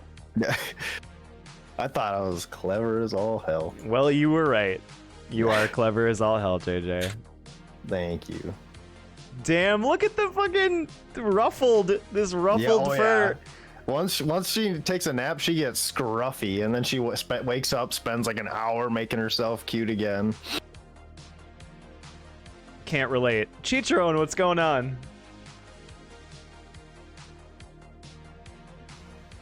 I do hear knocking on my door. Not right now, Salty, but like she knows how she knows that there's a little give on my door. She pats it a couple times, so it goes like doo-dunk, doo-dunk, doo-dunk. And then she'll do like 2 meows and like ask to come in. She's very vocal. Like you can have a whole conversation with her, and she'll do like intonation and stuff. You'd be like, huh? And she'll be like, meow, meow. It's cute as hell. Yeah, it gets like significantly less cute at like 6 in the morning, but that's fair. Hey, so Abby. 2 windows, and I got bushes that way and trees that way. So there's bird nests in both. So she always wants to sit in the windows, and she watches them like TV. Cat TV. She also, if you put on a bird documentary, like she has favorites from Netflix, she'll literally sit at like the edge of the bed and like just actually watch the whole documentary. And then when it goes to credits, then she'll get up and go get some water and go to the restroom and stuff. Like she's just like leaving a theater or something. Beautiful. This cat has never been outside. And she's such an indoor cat. Literally, we could leave like the front door open, even like without the screen or windows open, and they will never go out. They know they got it good. They're bougie as hell. Does anybody have cats that like go outside and like come back? That's like the relationship with an animal that I'd like, and I know that that's like unrealistic to just assume that you could have that, I guess, but like I always thought that was really cool when like pet owners just have their pet that's able to like fuck off and come back at their leisure. I have mixed feelings about it. Yeah. Because at a certain point, if you're being very reductionist about it, you're at the very least saying somebody else can pick up my cat's shit instead of me. Sure. Not to say like whether like the cat's eating the birds or whatnot, but like at the very least your cat is fucking off into. It's Sure, not going into that's like a valid. public space. It's going into other people's places. But Sure. Outdoor if it was cats like a live. farm cat, for sure I could see that being a different dynamic. Though I've never lived on a farm. Yeah, Fake prole. that makes sense. Please don't kill birds or endanger them. Way ahead of you, West. Yeah, I don't kill any birds. Yep. And rarely have I ever been a danger to birds. Probably, yeah, I'm probably in the 1% of not bird killers in this chat as a non-cat Yeah, owner. I'd say most people in this chat are, if not in the process of killing a bird right now, at least thinking about it. Y'all are kind of fucked. If they were real, of course. You're right, MS. Positive KDR with birds. Fuck. What about the assists? The alley-oops. Yeah, I was gonna say, we got any bird killing support mains in the chat? Owning an outdoor cat is similar to the shopping cart test of self-governing. Where's that original post with the... God, that was going around for a while. Yeah, the self-governing one. Yeah. Have you seen the YouTube dude of the dude who just shames people who don't do it? Like he goes through parking lots and it's fucking hilarious. And just shames And people usually- for not Yeah. returning their cart. Usually I don't like condone hall monitor energy, but it's like such an easy fucking fix, and you're not like the people who do it anyway are just kind of fucking dicklets. So like he just like he'll have a mic and like he'll like put it in this like you know, it literally would have just been faster if you had just put it in the other one, but instead you just left it there. Like, why'd you do that? And they'll be like, fuck off, and like drive away. Like, God. That's just another one of those situations where I'm like so curious about that dude's life experiences that led him to like just like as a hobby go shame people for not returning yeah, it's carts. like the gentlest vigilante justice of like you're still being a cop. Like Yeah. but I guess it's funny.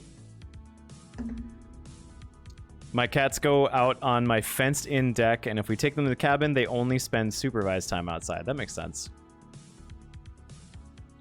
Yeah, I don't know, chat. Don't even... I mean, literally just don't even listen to what I have to say on cats and pets, because I don't... like... I don't have any knowledge, you know? I'm only commenting from the outside. It's all love. I guess my take on it is if you're shaming people for doing something other than something that literally only is an inconvenience to the working class, I'd have a different take on it. But On my just take on like- cats? no, as far as the cart thing, Oh, the card thing. Yeah. cats can fuck off. Yeah. Fuck them. Snip. Get the snip for just cats and your relationship with cats in general. Cut it out. We need a catsectomy. All right. I gotta go. It was a good stream, everybody. Love y'all. Cause Fuck I'm off. on the outside and I'm looking in. And I can see through you. That fucking song.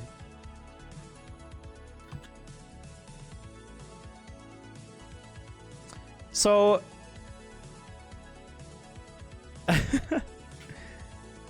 what are we feeling? You want to make some progress on Mario? Sure. Chat's over. My friend wants me to show him Sailor Moon, and he's never seen it before, and I'm scared. Why Does are he you not have scared? Crunchyroll? That sounds Why does he need to be showed? exciting. Yeah, it's one of the greats. Yeah, not sure about the guided tour aspect, but I feel like it's so iconic he's going to be let down. That'd be an indictment on him, not Yeah. on Sailor Moon. It's true. I don't know. Sailor Moon is like is a super ubiquitous anime, but like I don't ever hear Sailor Moon being overhyped. Like Yeah. Sailor Moon's just always been there, and like has this general vibe of just being a good classic anime IMO. Yeah. You know what I mean? Like, no one's ever been like, Sailor Moon is the best fucking anime that's ever been, and it makes all other anime look like shit. I feel like most of the stuff that I hear about Sailor Moon is just kind of like, yeah, it's an iconic anime that like really kind of, you know, laid a lot of groundwork and is really cool. It's the quintessential magical girl anime. Yeah, I'm obsessed with it, so And- maybe I have been like that. Ah, now there's the rub. So you're the one that's been talking it up. Now we know why it's so popular. Well. Big Moon coming through, showing their true colors. Any sailors in the chat? Krista, I think that what it comes down to is like, if you know you're worried about just coming off too strong about something that you like, I think that most people find that endearing.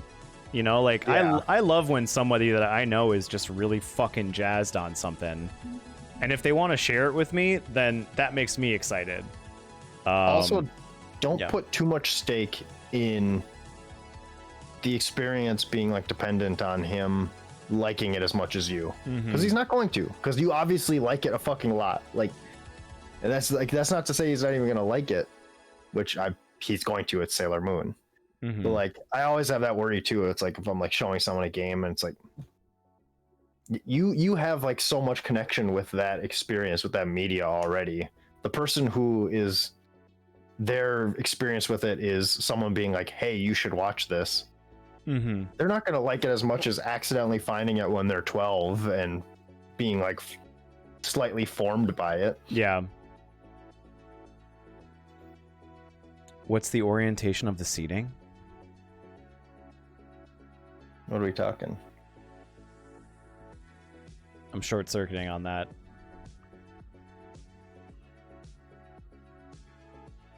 Also, before I leave, can you shout out JJC? Can't read the font that well and want to leave a follow. Damn. Getting some designer advice from Krissa.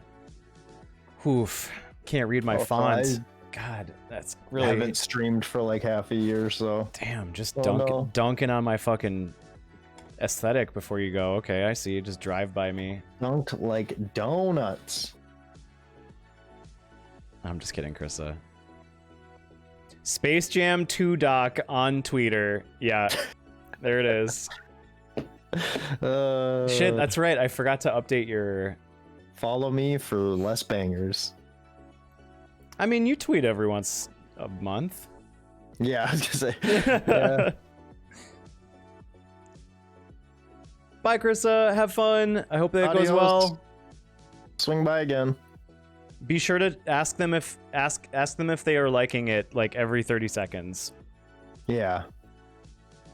Like pause it and be like, so what do you think? Yeah. And like be very expectant. Yeah. I think it'll go great. But don't forget. I know you're asking what the orientation of the seating is as far as the viewing. I wonder if it's over Zoom or something like that, or like a. But yeah, because like, yeah, like if you're like sitting like right next to someone and they're just like you're watching Sailor Moon and they're like, ooh, yeah, no, not a vibe. Like, not a vibe. it's like, is this a test? Yeah. Then your very reactions are being judged, and that feels weird. It's like, am I liking this enough for you? Right. What was the last... I don't know if this question is like a good question or not, but like... Ask it. What was the last time that you showed somebody something that you didn't feel like they appreciated enough? Oh, that is...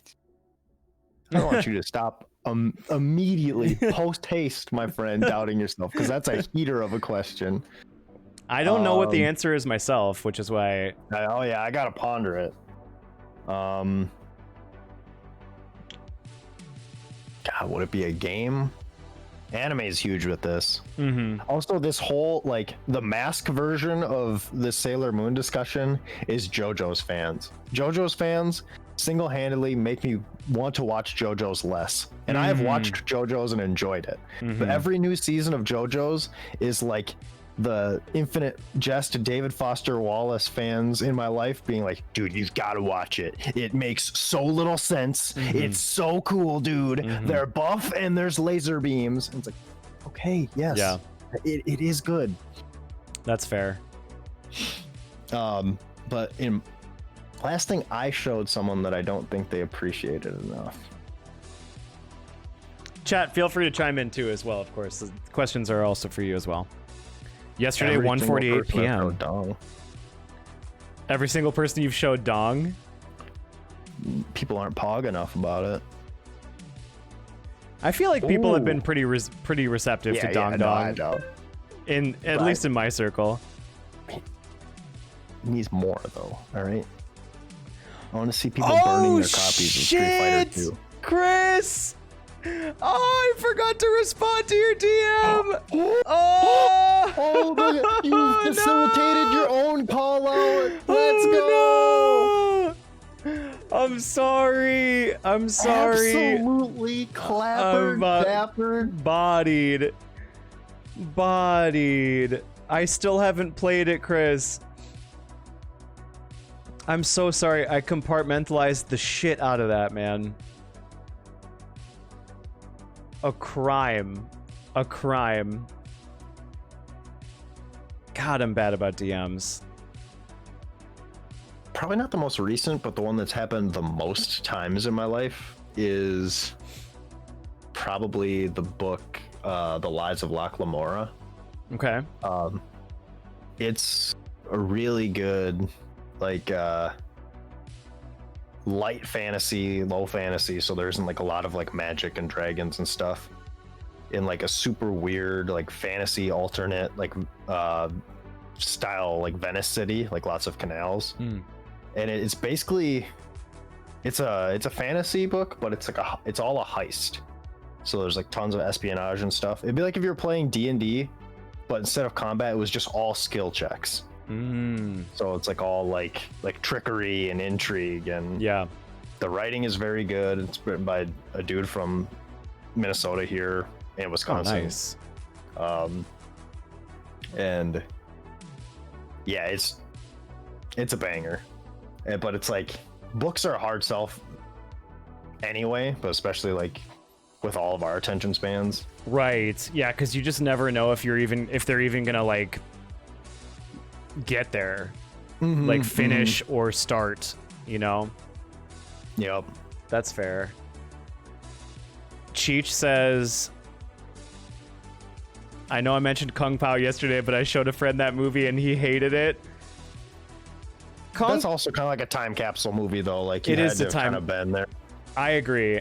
We watched Kung Pao in a Discord watch party a few weeks ago, and like that was a big vibe. Was that like it's still funny, but like it is tough. It would be tough on the outside to, I feel like, come away from that movie and be like, that was genuinely funny up and down. You know? Yeah. Because there's still definitely parts that were bangers. And Cheech, this is coming from a person that literally like put a hole in my Kung Pao DVD. Like I watched that movie so many times. What's up, Rascal?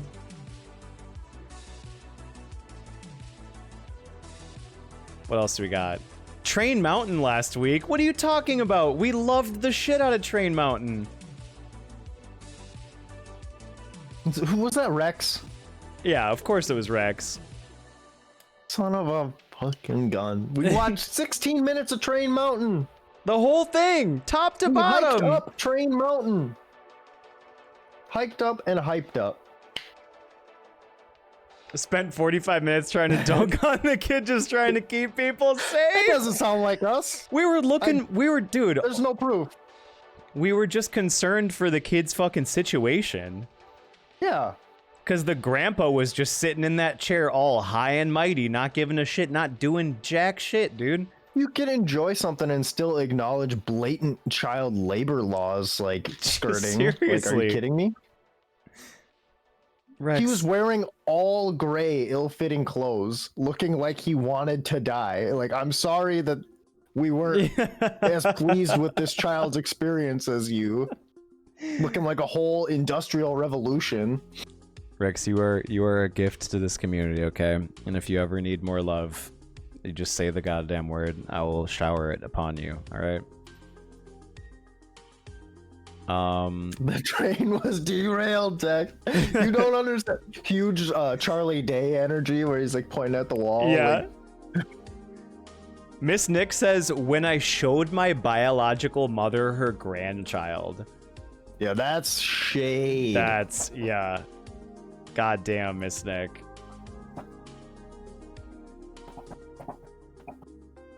What an interesting situation to, like, feel underwhelmed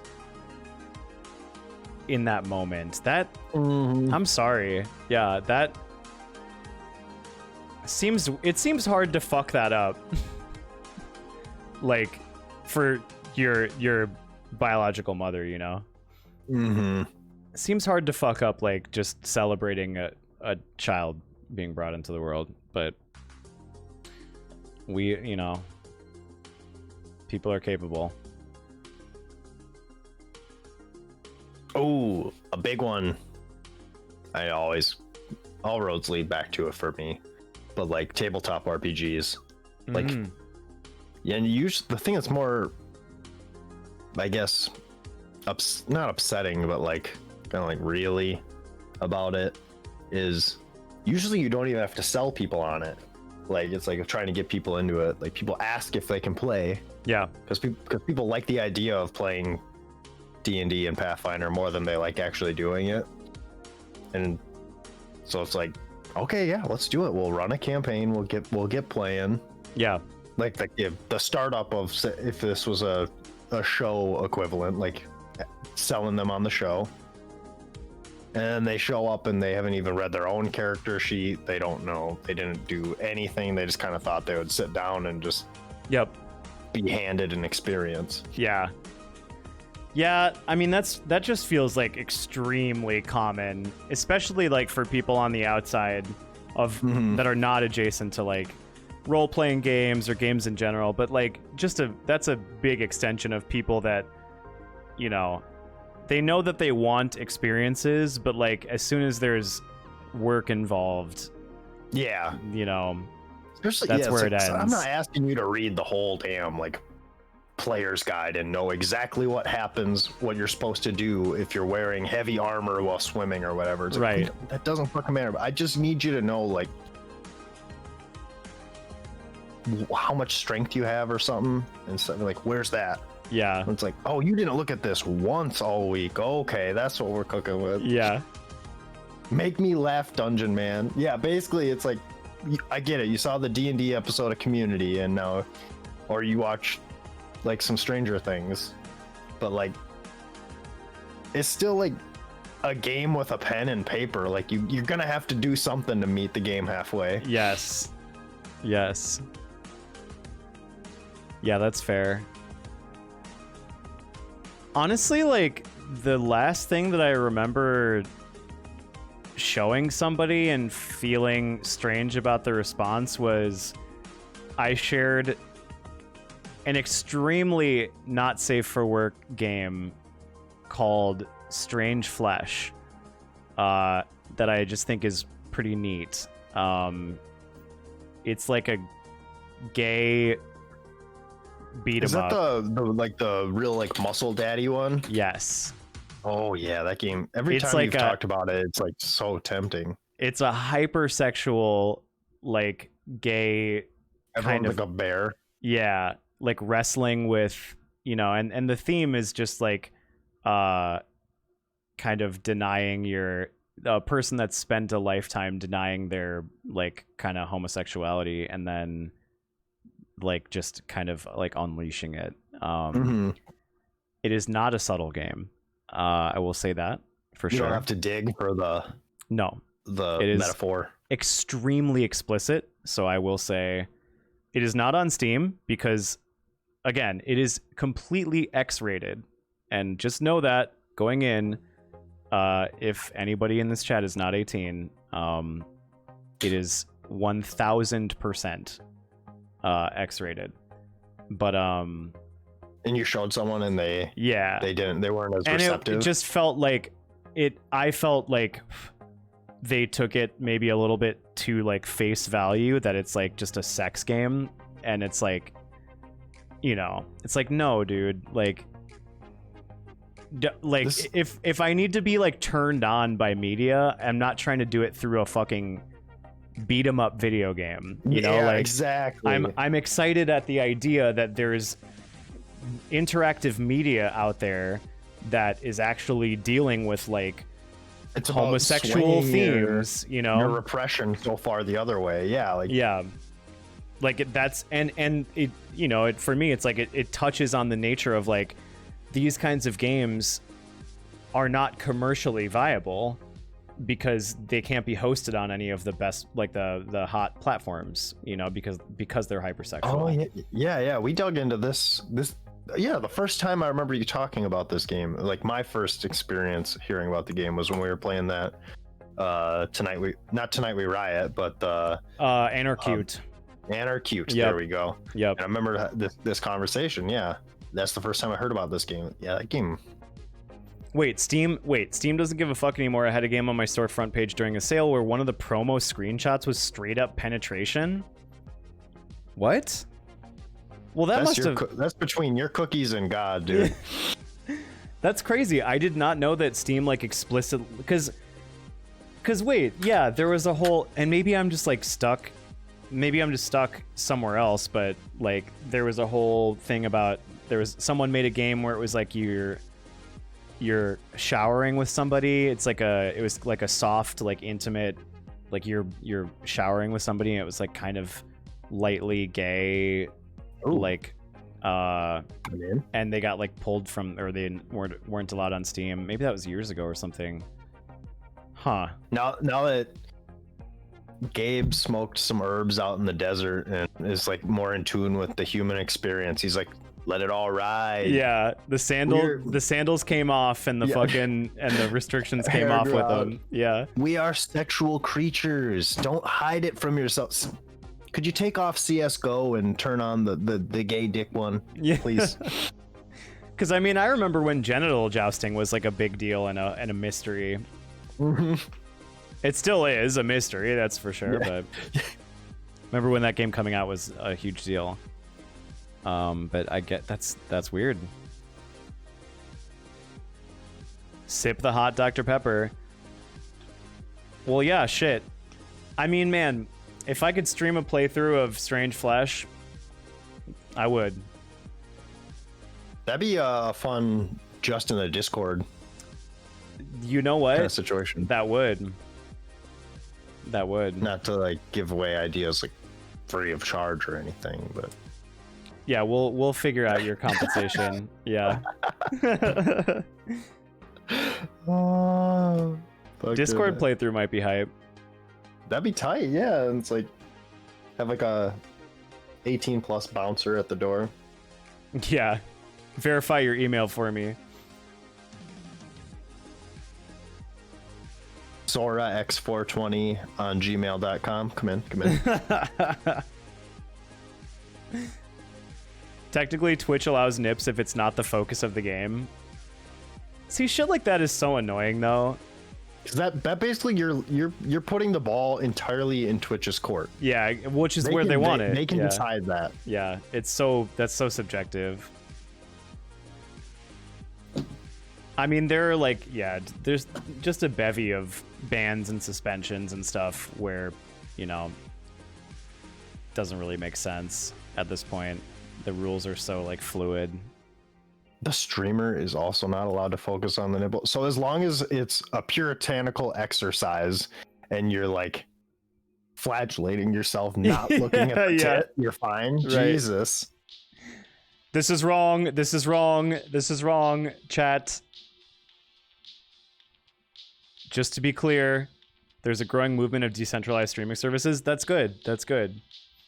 reminds me when we watched Romeo and Juliet in ninth grade English. I had a teacher, he had it like down to a science. He knew exactly like what frame he had to like jump up and like slam or jam or a post-it note right where the nipple was gonna be. And then it'll show up and then he'd take it right off and he'd just like sit back down and start grading papers again. That's amazing. If the nipple is there, but the streamer isn't making the stream about the nip, it's okay. I don't think I'm gonna let the Twitch cops be able to subjectively dictate that. I watched a clip of a streamer, a really big streamer, queef into the microphone. I saw that. Yeah. Was that on? Do you see that on Twitter? I did. Did you see the comments of like the "we've all grinded too hard" and we gotta take a stand? No. Us streamers have. I didn't see the comments. Fucking like Action Man, this Fortnite streamer who. He's literally just like a child baby rage streamer. He's like 31 or 32 and he breaks like a desk a week just fucking rage gaming. And it's like, yeah, dude, someone had like the best tweet under it. It's like, I'd rather watch a symphony of queefs than your content. Nice. Someone's like, if a symphony of queefs isn't Cardi B's next album, there's no justice in this world. The Bitter Queef Symphony. What's up, Gothgash? Hello, welcome. Welcome to the bi-weekly podcast, VODcast. Talking about queefing into the mic. You came at the right time. Tazon day. I queef away from the mic. Chocolate rain.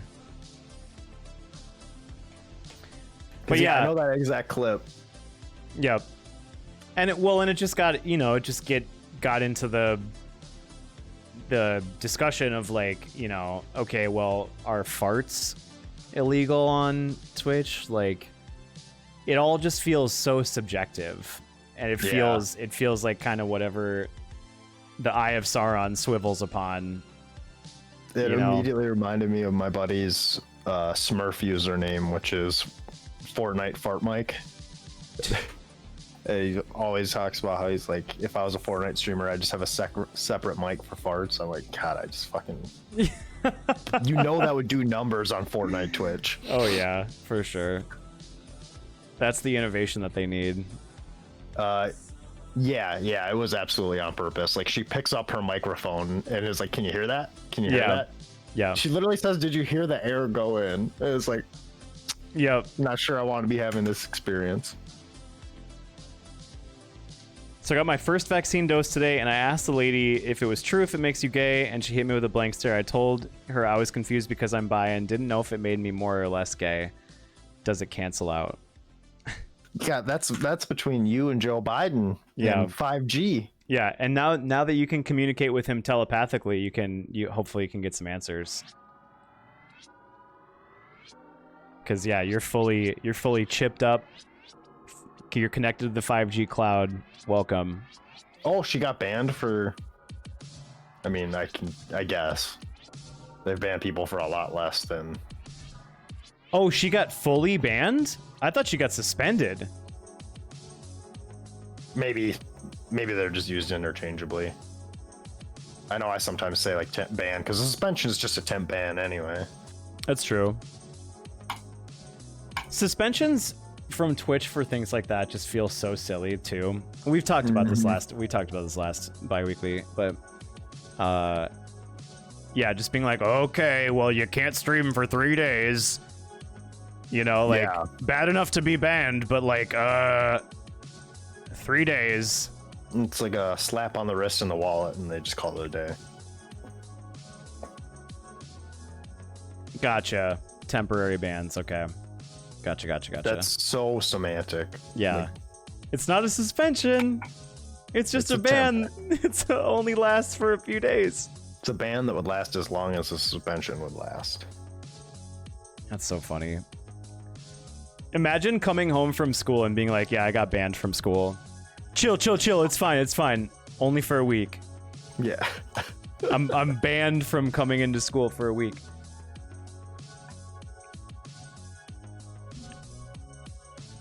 Expelled for a week. It's an in-school ban. Oh, you know I served hella time on the inside in high school. I had in-school suspension once in 3rd grade for doing finger guns at my friend. 3rd grade? Yep.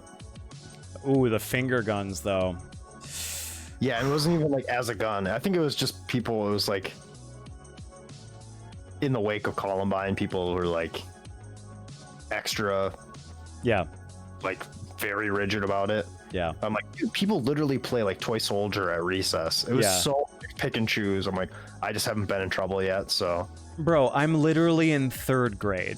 Yeah, and I looked at my buddy and like walked by in the hall. I was like I just thought I was a cool kid, which kids aren't cool. You so, were. Like, I wasn't cool. If you were doing finger guns in 3rd grade, you're inherently cool. All right. Yeah, okay. If you were doing finger you. guns and worried about it when you were in fucking I got locked up. 11th grade, dude, yeah. Gateway gun. I'm like, dude, there's people who like I knew who were playing like make believe Doom on the playground, like Oh, yeah. pretending, and I'm like, I just felt like as I was getting walked to the office, I'm just like, I could like feel myself radicalizing. I'm like, there's no fucking justice in this fucking school. That's where it This fucking- started.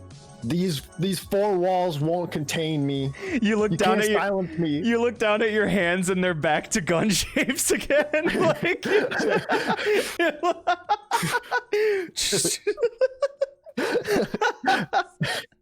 And I remember just being mad because my mom worked 3rd shift at the time, and I was like, I told my, I looked like my principal dead in the eyes, and he liked my family and my parents. We'd stay after like assemblies and help pick up chairs and stuff. Nice. And I looked at him mad as hell, and I was like, call my dad, not my mom. And Ooh, he's like, what a vibe. oh, and he's like, is he gonna not get as mad? I'm like, no, he's not gonna be sleeping. My mom works 3rd shift, and he's like, okay. And like I sat there and like did homework all day and in school suspension. Like I'm just like, you have no ground to stand on. Like I knew he knew that it was like a fucked up situation, but he just had to go with it because the teacher sent me there. Like That's hilarious. What's up, Rex? Minnesota. what crappy state? There are no good states. Yeah. ACAB includes your state. Yo, What the hell? yo. Jesus Christ. Speaking What? of- Holy shit.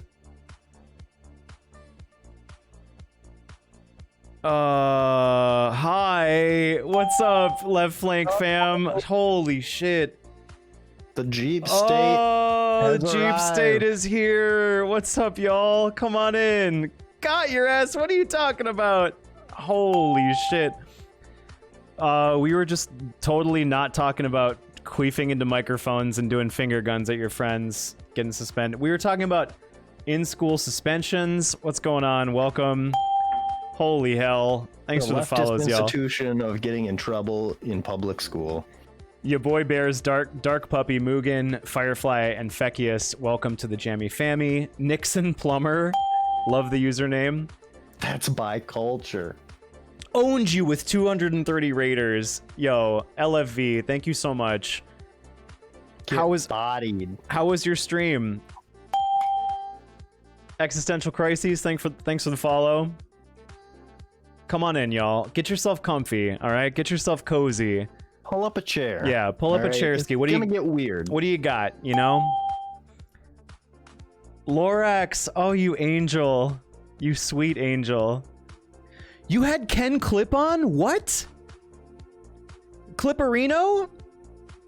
Okay, Chocobo, the fact that you had that emote combo at the ready is pretty fucking legendary. What's up, I That fight is for them? very, very well played. Yeah. Holy hell. Oh my god. Shut up, Sarah. Enfield 07, Chocobo Chariot. What's going on? Welcome on in. I would play, so I'm a musician. I do music, retro games, and the bi-weekly VODcast. This is my friend JJ. I would play a tune for you, but I don't play tunes on bi-weekly nights.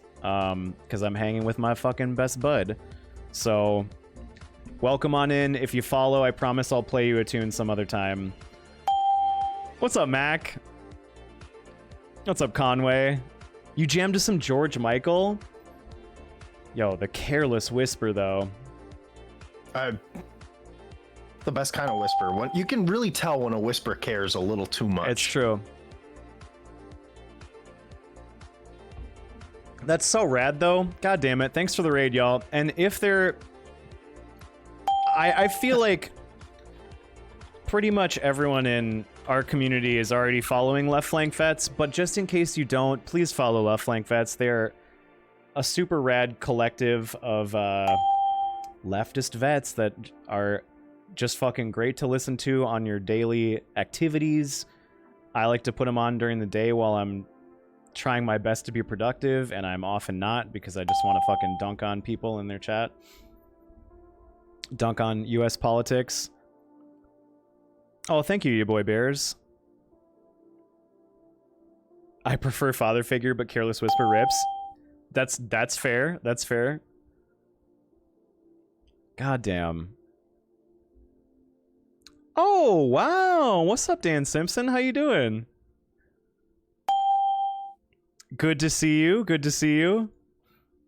I'm gonna go fill my water while you read some. Yeah, of course. Because they are still a comment. Yeah. Yeah, smash that MF like button, everybody. Yeah, support your content creators. Yeah, support your local shit posters. Drop the follow, okay? Drop the fucking follows. Aw, boo. Are we boos? So what y'all kicked down the door to is this is the bi-weekly VODcast. I am Dexter Chaco, and this is my what the shit Mac.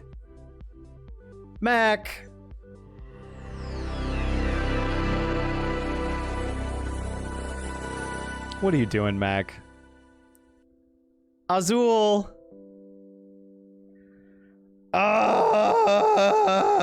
Thank you so much. Thank you for these gifties. Oh my god. Okay. Thank you, Mac. I appreciate that a ton.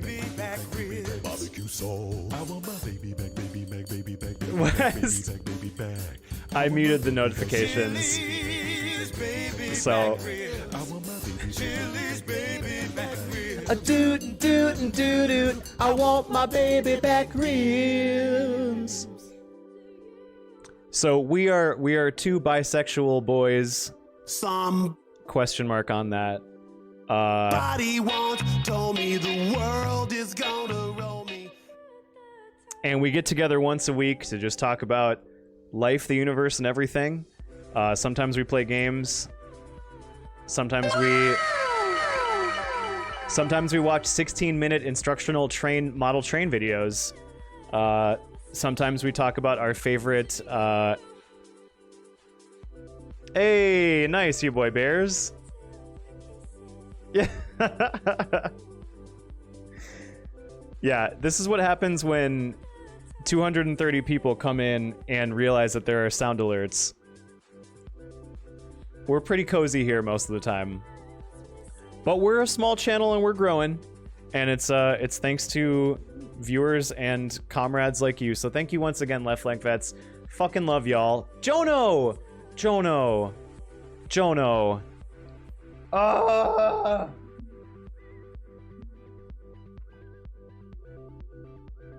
Thank you for those fucking gifties, Jono. Dude, we're a small channel. What are you talking about?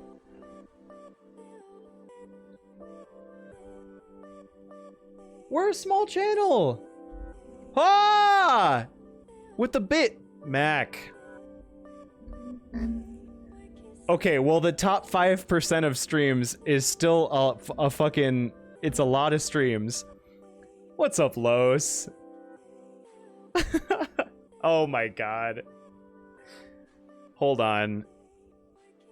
I wonder how long JJ is going to be away.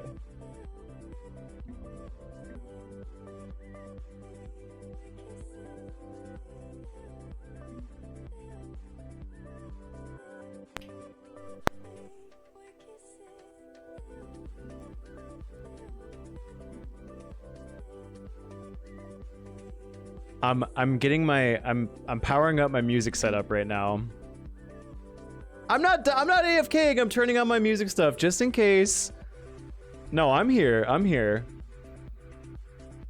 West, you're just clogging up my notifications on my sidebar. God damn you.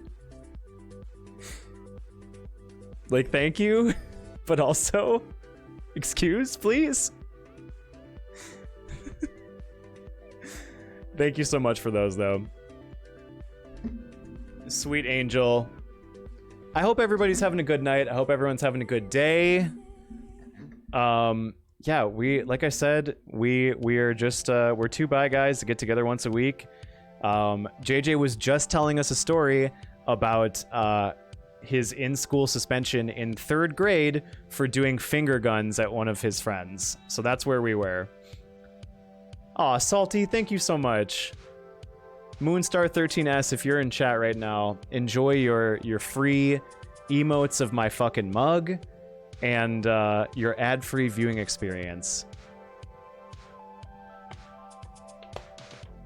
Dude, that Avengers pinball game, Arya's Granny, great username. Dude, so many good usernames coming out of the Left Flank Vets community.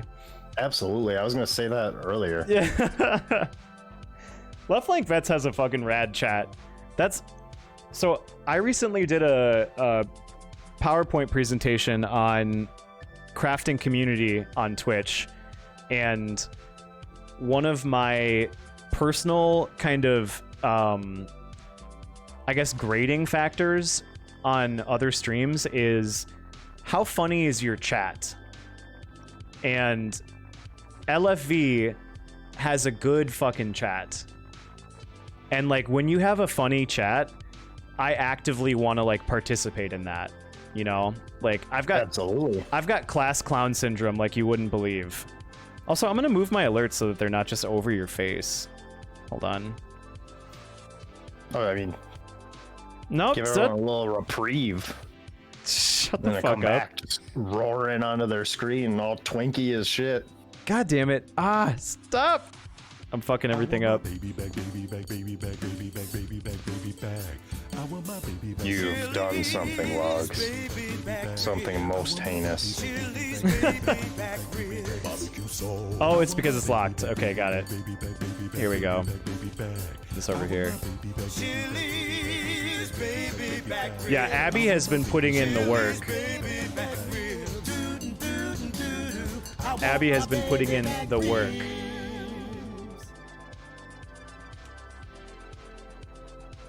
Hey, what's up? Welcome back, Abby. There we go. That looks good. Ooh. So Some chat highlights, I think. this Here we go. Yeah, sure, Abby. Yeah. I have it I think I have it pulled up. Maybe I don't. Yeah, if you could send it again, I'll watch it. Ice Pick Josh, thank you so much for the biddies. It is quite nigh. All right, here we go.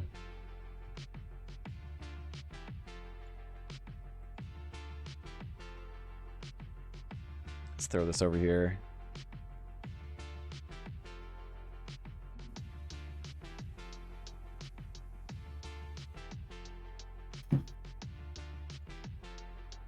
Also, what's up, Aaron Cries? Generation defining memery at work. Wow, no soft praise here. All right, here we go. Can clip the signal guy. Can clip the signal guy. Can clip the signal guy. Journalism rules. Can clip the signal guy. FBI's on the way to his door. Can clip the signal guy. Can clip the signal guy. Beautiful. Art. There it is. That hits hard because, man, I fucking loved Bill Nye. like, listen, real ones are gonna know. But when that TV got wheeled into your classroom, you fucking knew it was about to go down. You knew. Oh, we're just chilling, Aaron. I was just saying when Left Flank joined that JJ was telling a story about in-school suspension in 3rd grade. I remember I think my first like in-school suspension experience was in 4th grade. We used to have a class joke day where you could, like, everybody in class could sign up to like tell a joke in front of the class. And I submitted what's the difference between beer nuts and deer nuts? Beer nuts are $1.99 and deer nuts are under $1. And I told that to my teacher, and my teacher literally just completely grave face was like, absolutely not. And I was like, okay. And so joke night or joke day like continues. I'm not allowed to say a joke. And my teacher leaves the classroom for a bathroom break, and I literally run up in front of the class and I just go like, what's the difference between beer nuts and deer nuts? And I tell them the joke. And we're in 4th grade, first of all. No one knows what fucking beer nuts are. I can't even remember where I got that joke from. But people knew what deer nuts were, and people were, I guess, really offended.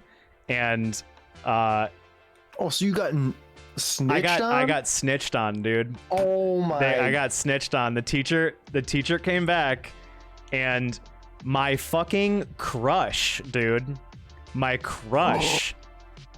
At the time, my 4th grade crush was the one that fucking turned me in to Brutus. And my teacher was so fucking pissed, dude. My teacher grabbed me by the shoulder, and I specifically remember saying, "You're hurting me," and he dragged me to the fucking principal's office. Oh, and that's my gosh. That's where I got my fucking in-school suspension. Holy crap. Yeah, dude. All right, we need to Bill and Ted ourselves back in time and bully the shit out of these 4th graders. I mean, the joke is I. The second the teacher leaves the room, like, we show up in the phone booth and like just on the whiteboard.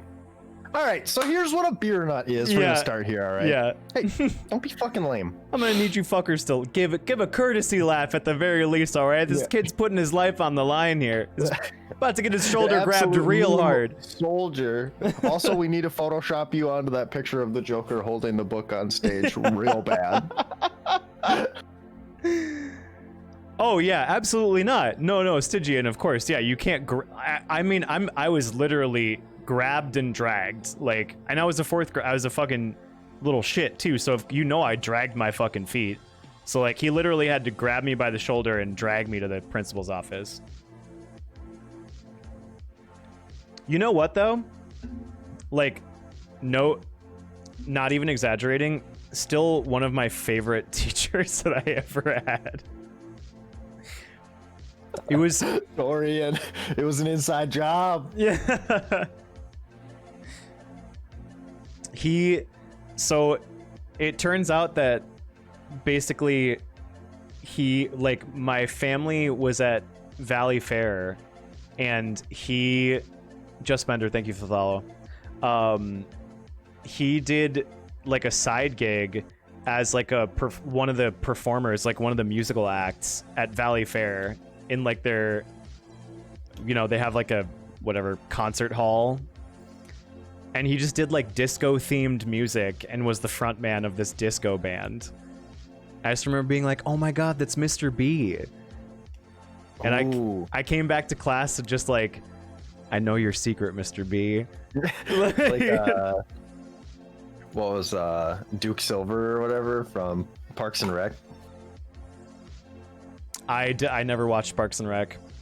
Oh, Ron Swanson has like a secret like smooth jazz saxophone playing all like persona that he plays like at open mics and stuff. That he like has a second persona for that, like, so people don't like stop thinking he's a hard ass. Oh my god, Dorian, dude, if it was a setup, I got played. Oh, I got played so hard. That's why I was saying it's an inside job. I'm like, that got me thinking. That got the wheels a turning. Mr. B fucking laid the foundation to test my will, and I failed, man. I failed Mr. B so hard. That shit was so funny.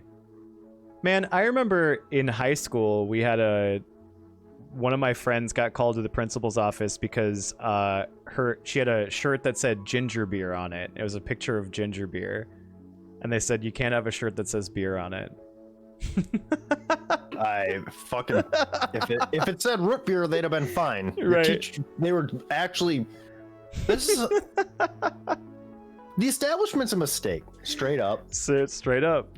That's again why I would never put the nipple decision in the hands of Twitch. Because anybody with like remotely an ounce of power is going to be so pick and choose. That's huge. I just got my first orange vest at a convention and I finally have power. So I'm going to like tell people, hey, whoa. Yeah, like, absolutely. JJ4, oh, we have another JJ in the chat. JJ416, welcome on in. Homie. Yes, BLM A cab. Yes, 100%. Yeah, no, Jesse, like I said, like the fact that he grabbed me by the shoulder, like I personally, that is so far from the worst. Like I personally was not super affected by that. And like still outside of that moment, like literally young black man turned out to be like super outspoken gay advocate outside of the school, wound up to become the principal of the school like years later, and I went and visited him and was a super cool experience. But yeah. You mean to tell me the young black dude with a secret disco side project was cool with gay people? That's why. Right. Fucking color me shocked. Right. Yeah, I think that, I mean, obviously times have changed a lot since I was in 4th grade. And I think that, yeah, like leaving kids unsupervised, different results in different schools. I know that when I was an IT guy at an elementary school, not even like what, 2 years ago, I had plenty of teachers that left their students unsupervised while they bathroom breaked for a little bit because they didn't have the resources to have somebody else come in.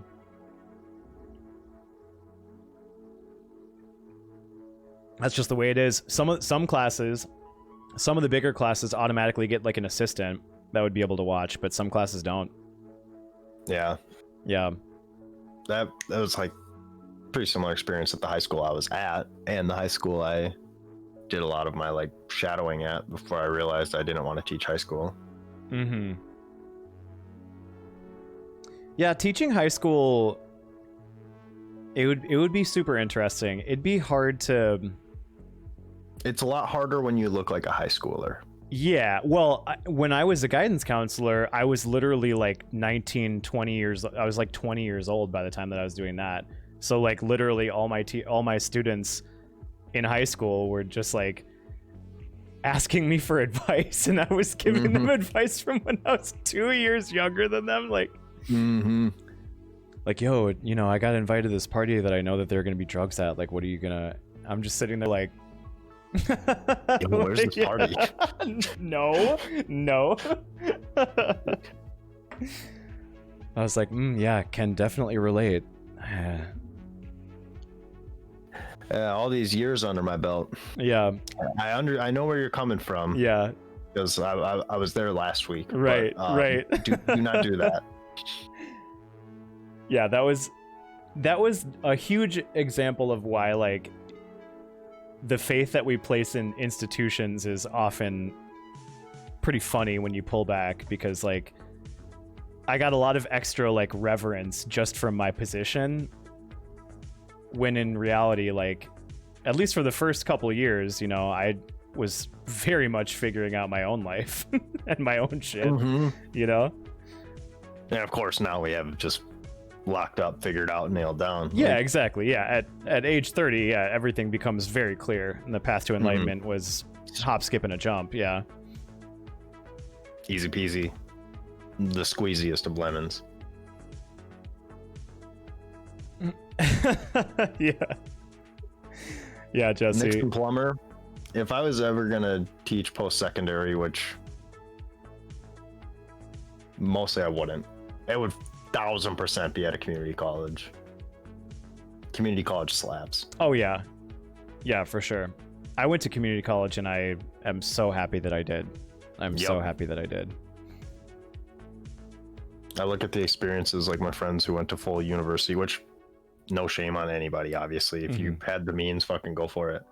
But like community colleges was very good for me and very good for a lot of people there. And I liked the professors a lot more than I have at any of my university classes. Yeah. Yeah, I mean, obviously my pool of reference is very limited to my experience, but like I don't know, man. I just feel like you could feel everybody that I met, from the faculty to the students at community college. You could feel like the class solidarity, if that makes sense. Exactly. You could just feel the class solidarity so much easier at community college. Like, I don't know, like all my professors were super relatable, you know, like they had side hustles and side gigs. Like my classmates all like had side hustles and side gigs. And for the most part, it felt like everybody there was like way more invested in their education, because a lot of people were paying for it themselves, you know? Like, I know that was like a huge boon in my experience, was like knowing that my education was being backed by my own effort, you know? And like, it was hard for me to apply that work ethic when I was in high school and previously, because I had no investment in being there. But yeah, anyway, not to make any sort of statement on, you know, private institutions or anything like that. But yeah, if I could summarize it, TLDR, it's just, you could literally feel the class solidarity there. I like that a lot. Exactly. That's pretty much, I liked a lot of stuff about it, but that's the big driving factor of what I liked about it as well. Yeah. Oh, you'd be a great community college professor. Yeah, if I was gonna, that would be it. And that's honestly what I would rather do if I don't teach elementary school. That'd be the next thing I would want to do more than like high school. Because it's like, high school is like on the cusp of like, you can get into like the nitty gritty for English. Like you're just starting to read Shakespeare and stuff like that. Undergrad it's a good place to be as far as like learning how to learn about books. Yeah. I also think that in my experience, like high school just feels like a stressful age. Like maybe not stressful is the wrong word, but like I feel like the optimal relatability for teachers and students in high school is like, it's really tough to nail down. It's like really hard to be like a cool high school teacher that like, because it's such a tumultuous age for high schoolers. Like everything is fucking lame to them. Everyone is fucking lame to them. Like it seemed like the high school teachers like definitely had a big uphill battle in like relating really well to your kids, you know? Yeah. But not saying that it's not, you know, not possible, because there were cool teachers at my school, but Yeah, I don't know. It is definitely takes a certain personality and a certain connectability, which that's awesome, Jesse, that you have your seniors fucking vibing. That's dope. Love that. It was easy for me to be a cool faculty member to high schoolers because I wasn't teaching them. I was a guidance counselor, and so like I could literally just be like mysterious and like only available as needed. I wasn't the one that they were spending like a shit ton of time with every day. Yep. Going to see you is pretty much a voluntary experience. Right. Yeah. That's right, Mac. Yes, and yeah, I super agree, Nixon. Yeah, being yourself as a teacher is the best policy for relating to students. 100%. Yeah, we have a decent number of teachers in chat right now, which is super fucking dope. Jim says the lack of investment suddenly made me think about things and how that may have been my problem in college. Yeah, I mean, like I had no personal responsibility attached to my performance in school until I was personally responsible for my performance in school, you know? And that's what it took for me. And when I fucked up, like I felt that shit. When I had to retake a class, it meant that I had to pay more money for it. And like that was like an experience that it happened. I like failed a class and I had to retake it, and that pushed me back another whole semester. And that happened to me once, and I was like, okay, no, we're going from like a fucking C minus student to like, you know, I was like B plus and A minus in doing my best. Yeah, that first F fucking sucks. The ADHD experience. Yeah. I mean, I spent 70% of my first year of community college chain smoking outside of the class. Like I did not set myself up well until I learned that lesson. I knew a lot of people who basically single-handedly failed classes because of Magic the Gathering. Sure. Because it's like you're still like at like there's like a campus setting, but there's nobody there to tell you what to do. So it's a lot of people with just learning whether or not they should have impulse control. Just sitting and playing Magic instead of going to class. Yeah.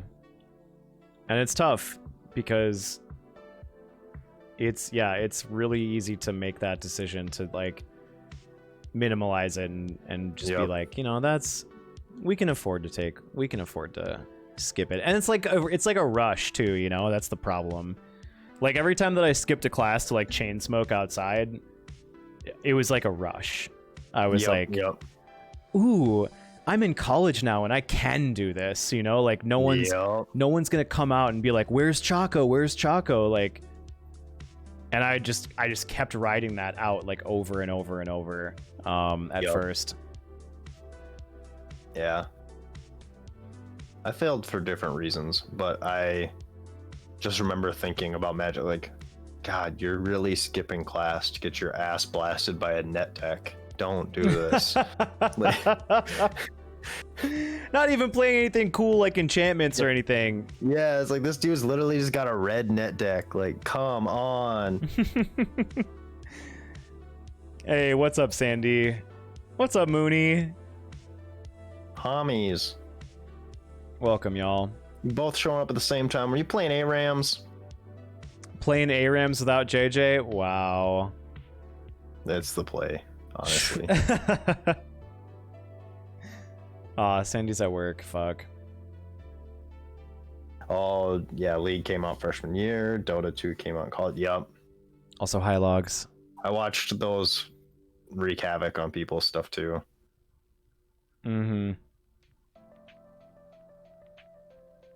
Failed so many classes and changed.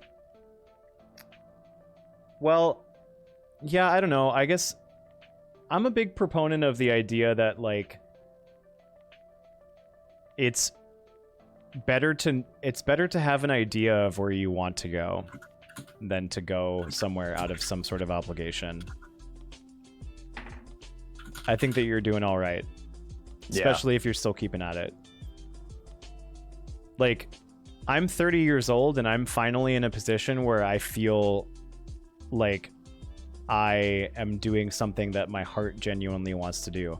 And I've done a lot of dope shit, dude. And I've always been confused about it.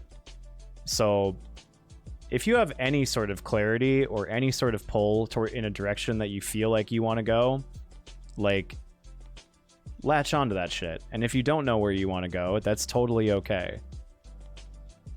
You're doing all right. Yeah, Logs, if you ever need to talk about that shit, Discord's a couple clicks away. Yes. Got you, homie. Yeah, it's like, it's obvious, so fucking corny and like live, laugh, love, but like success and school and thereof it's not linear. It's not a straight line for a lot of people. Yeah, see, there you go, Jesse. Yeah, my 70-year-old grandma says I still don't know what I want to be when I grow up. And that's a good, I feel like that's a good, like, mantra to have, too, just throughout your life. Because, like, the idea of growing up or the idea of having it figured out or enlightenment or happiness, like, these are all things that come and go. You know, they're not destinations to be reached. Some people might feel like they have it figured out, and that's cool. That's also very cool. But like, we are extremely They're fluid. also probably fibbing. Right. Some folks are just better at faking it than others. For real. And some people kind of luck out and, you know, just pick a spot on the dartboard and fucking go for it, you know. But yeah, it's a very uncommon experience. What's up, Merbeast? Chocobo says, when I got burnt out in my junior year, I ditched a class often and had to retake it. I wish I didn't have to work full-time while in school. My scholarship and grant didn't cover it, so I had to get a student loan. Oh, fuck, Chocobo. God, that's brutal. But you did it, which is tight.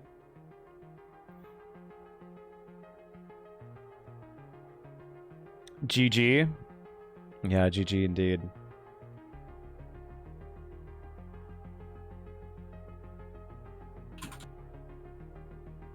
Yeah, I mean, here in America, it absolutely is.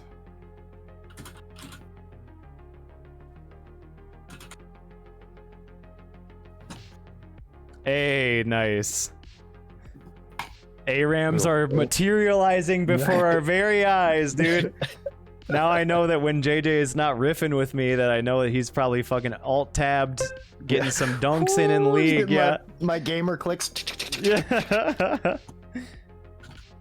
Oh, there it is. I just hit the big 300k Zorch. Nice. Dude, I gotta talk to you about that, by the way. Also, wait, okay, it's 300k on the dot? Yeah, well, now it's 300k and 55. Goddamn. Dark Puppy,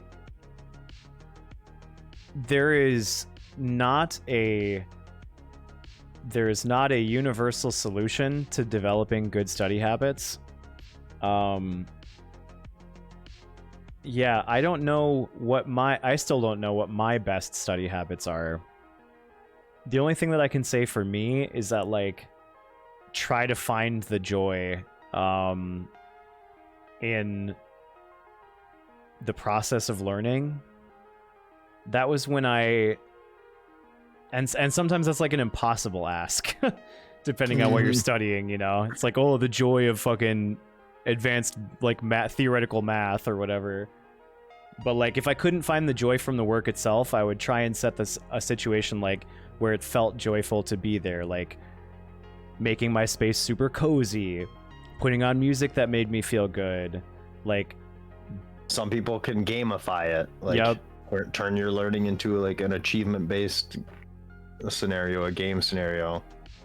I know full well I have to basically create an entire scenario where there's going to be nothing proximal to me that's going to be more joyful than this homework or this studying, or I'm going to get distracted by that instead.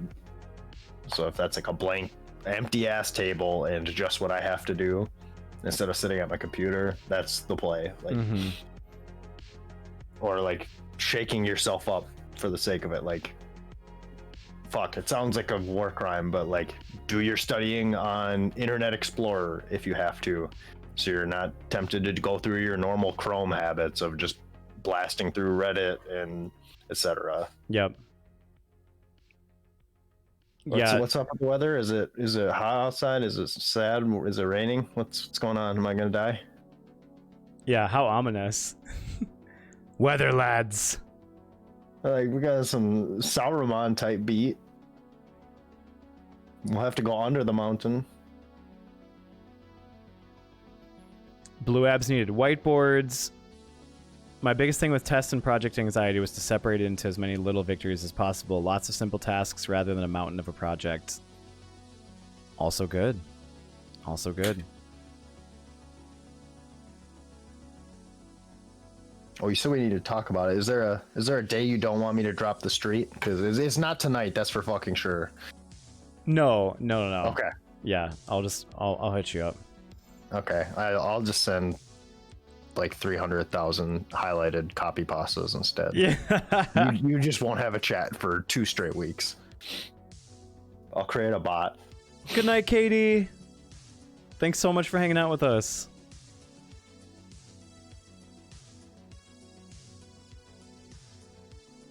The man versus food phenomena. Interesting. What happened? I don't know what that's in relation to. Yeah, who Testing and studying anxiety? Dude, man versus food was like...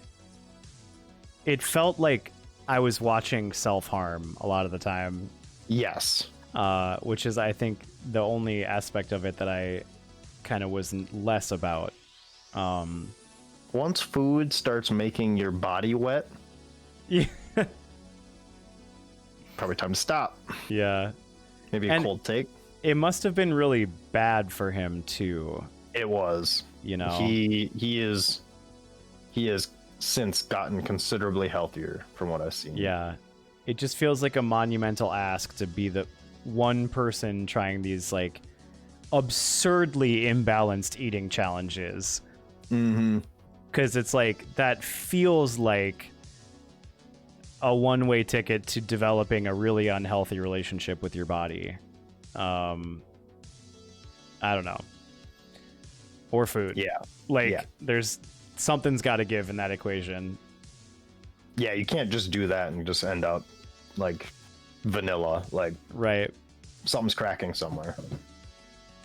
I feel like with all my time in school, I never learned how to really learn. I could just soak up everything in class, but if I had to learn on my own, I was lost.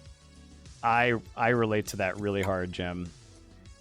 The only things that I really learned, like put effort into learning on my own, were things that I like genuinely enjoyed from the bottom of my heart.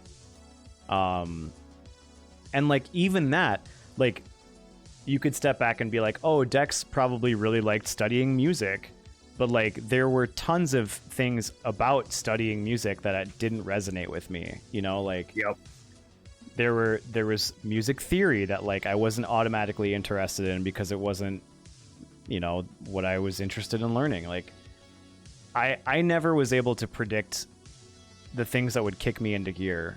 So I super relate to you on kind of feeling lost when the onus is all on you to pick up the learning. The last time that I really felt engaged in learning on my own was I was part of a racial dialogue circle that was really kicking in hard pre-pandemic. and the pandemic actually cut the circle short. But like, it was just it was basically like a lot of white people that had white guilt, like trying to be better and like learn anti-racism. And I was recommended the class by one of my comrades, and God, it was so cool. And I was like, that really drove me to study. But that was the first time that I had felt like empowered and interested in studying in like over a decade, dude. Everything else has felt like work. Yep. You know, I feel that. That's how I felt. Like even with like, I'm fully aware that like why I'm good or proficient at English classes is because it's what I've spent the most time doing outside of class. Yeah. So I can like get really crunchy with the book, but the second it's assigned becomes more of a chore. It's just like human nature, I guess. Yeah. Whether you like doing something or not, nobody likes being told to do something. Yep. But that's how I felt like when I first started getting into like really crunchy like lit theory instead of just trying to like break down this means this means this, like really getting into like looking at stuff through the different lenses. Yeah. And it helped me enjoy like every kind of art, like movies too, or films, pardon me. Any cinematographers? Any Eberts in the chat? Metacognition. Uno momento. Yeah, of course. All right, JJ's gone, chat. What do we do? Let's prank him.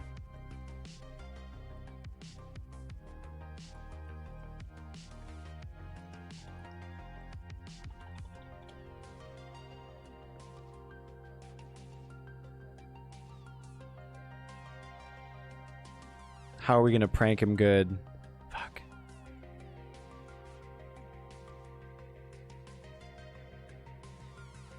Dong Dong Solo. All right, everyone start singing. Yeah.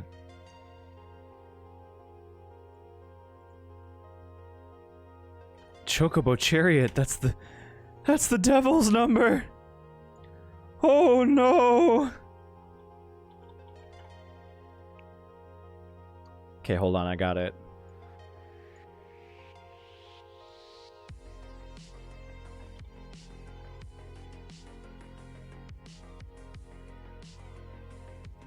Send him a refund of a Fortune Street redemption.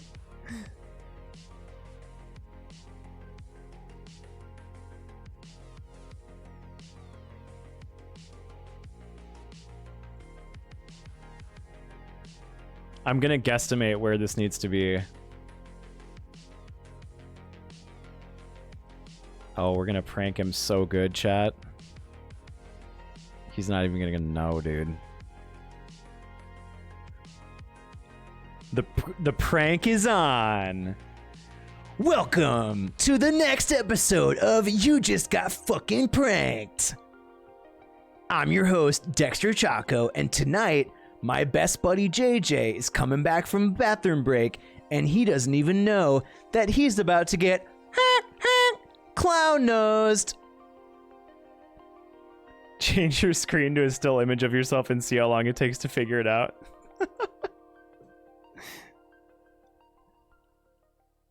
Dude, don't fucking sleeper me, bro. This prank is fire and you know it.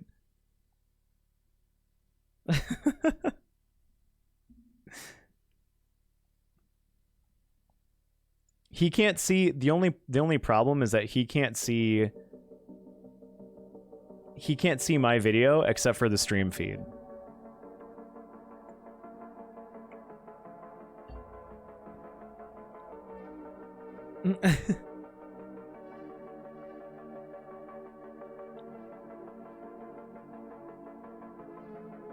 Do it for the stream? Okay, hold on. Let's see if I can acquiesce to your request, okay? Ooh, this track is a fucking slapper. Excuse me.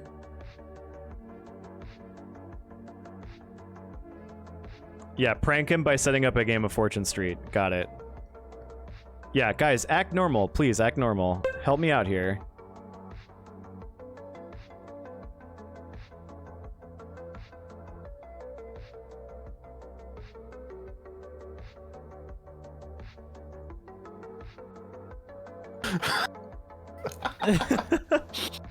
Fuck off, dude. What are you talking about?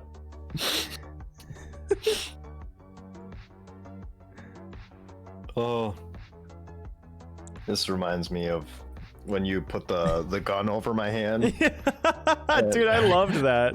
That's like one of my favorite just memes in general. Yeah, and me someone too. was like, "JJ, you're scaring me. The gun's scaring me." I'm like, this is so obviously fake. I know. I keep that MF thing on me. I remember that too, and I remember being like, "Why are you harshing the vibe on this extremely harmless fucking joke?" Oh, it follows my schnoz around?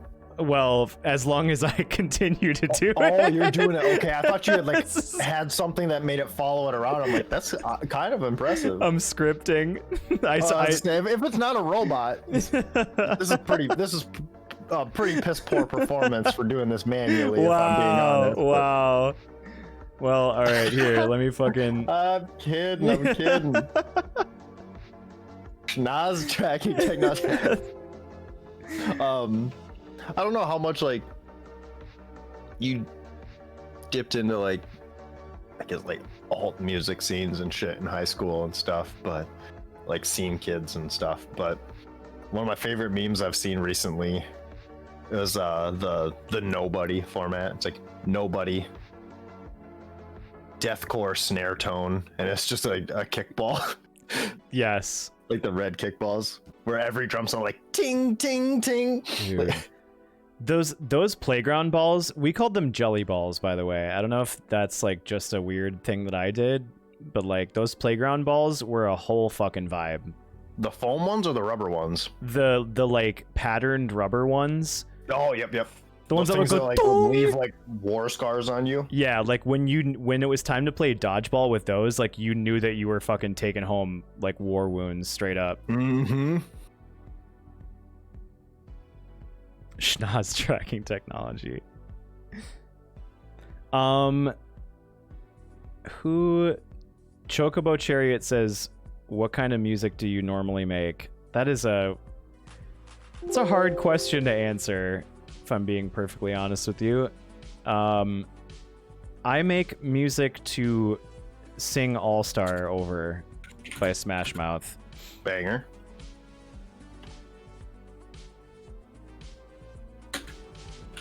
I do live looping electronic music most days of the week, I'd say. Have you heard of the genre banger core? It's all bangers. Here's because no, the raid didn't get a taste. Don't let me forget an all-star joke, by the way. Or relevant snippet.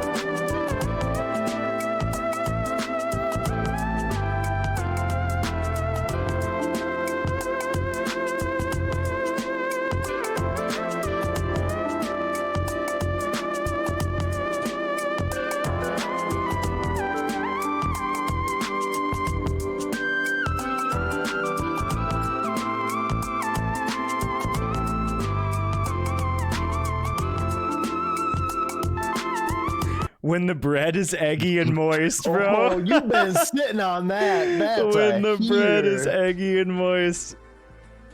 Yeah, so yeah, I made that track live. I do live looping, so I put that stuff together on the spot. And sometimes I come in with something that I've like made before stream or whatever, but it's like synthwave, I don't know. And then I just sing Smash Mouth over it. Hog. That's what we're about here. Now I'm just thinking about those fucking getting just absolutely decked with those playground balls, dude. I was always targeted so hard in like elementary school and stuff. dodgeball and shit.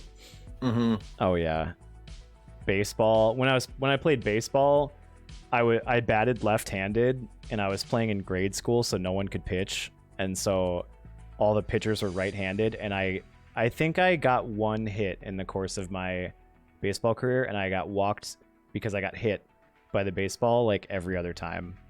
It's because they didn't know how to throw to a lefty. Yeah. And I'll put some agency in there too, probably, I guess, and say that I didn't know how to play.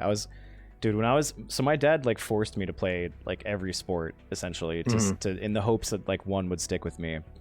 Mm-hmm. And honestly, like my most vivid memories of playing sports when I was young are me fantasizing about video games and then something in the sport happening to snap me back into reality that usually involved me being injured. I specifically remember like, you know, shit like I was like goalie. I was like the goalie in my like, you know, grade school soccer team, and I remember thinking about Super Mario RPG and like thinking about how I was gonna beat that squid boss, and then all of a sudden a ball just like gets kicked straight at my head, and I like snap out of it because I get decked with a soccer ball. That's like my sport experience in a nutshell. Yeah, when I was a kid, when I was playing like baseball with my dad and all the neighborhood kids, I was ambidextrous, so I could switch hit, I could throw either way, and then I eventually like lost it because I stopped playing. I didn't get into organized baseball. My dad always gives me shit for it because I love baseball now. Yeah, I didn't want to be on a team so bad. sure. It's like I just like that's what the only sport I ever did was wrestling, because it was like if I messed up, it was literally just me. Like it's like I had nobody I could blame. If I won, it was because of me. And like Yeah, there's like a team element to it, but at the end of the day, it is just like it's a 1v1 sport, and with pretty much no excuses. yeah, And now everything I do, I love team-based shit. It's so like, I mean, that's why I played like a lot of StarCraft growing up, and basically all through like mid-college. And sure. then it's like, fuck, I'd rather just do things with people. And now I play support and like everything. It's I just want to make other people better at stuff. But it was a huge switch from like where I was at, where it's like, I'm not playing baseball because I don't want to be on a team at all. Like, Yeah. That's an interesting like perspective shift, and I wonder what was like the catalyst for you to kind of loneliness, probably. Yeah, I guess you're right. Well, I mean, there's a lot of shit, but I don't know. It's like I just remember like I was a StarCraft snob when League was coming out and when people were playing Dota and everyone was moving to that. And like I just remember one night, like I had Skype open, not in a call with anybody, because being in a call with someone would have just made me worse at StarCraft, and just being like, this fucking sucks. Like all my other friends are off basically playing like a virtual pickup game. Yeah. And I'm like only interacting in game alone with one other person. We're not talking to each other. We're barely having a shared experience here. StarCraft felt very lonely in that regard. Exactly. Like StarCraft, that's why I stopped playing for the most part. Like I love watching it. I respect the shit out of it, but StarCraft is lonely. Yeah.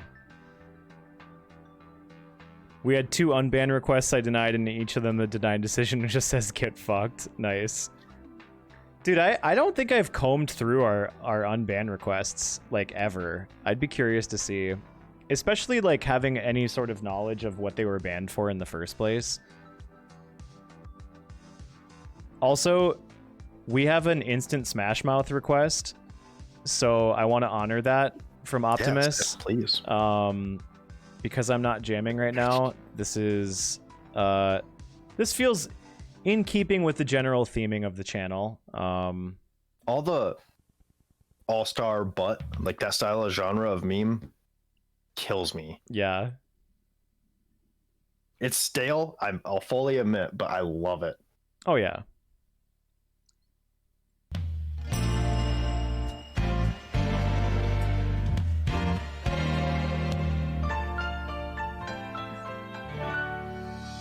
Somebody once told me the world is gonna roll me. I ain't the sharpest tool in the shed. She was looking This is high key, very godlike. the shape of an L on her forehead. Well, the years start coming and they don't stop coming. Fed to the rules and I hit the ground running. Didn't make sense not to live for fun. Your brain gets smart, but your head gets dumb. So much to do, so much to see. So what's wrong with taking the back streets? You'll never know if you don't go. You'll never shine if you don't glow. Hey now, you're an all-star. Get your game on, go play. Hey now, you're a rock star. Get the show on, get paid. Only shooting stars break the mold. It's a cool place, and they say it gets colder. You're bundled up now, wait till you get older. But the media men beg to differ, judging by the hole in the satellite picture. The ice we skin is getting pretty thin. The water's getting warm, so you might as well swim. The world's on fire, how about yours? That's the way I like it, and I'll never get bored. Hey now, you're an all-star. Get your game on, go play. Hey now, you're a rock star. Get the show on, get paid. Only shooting stars break the mold.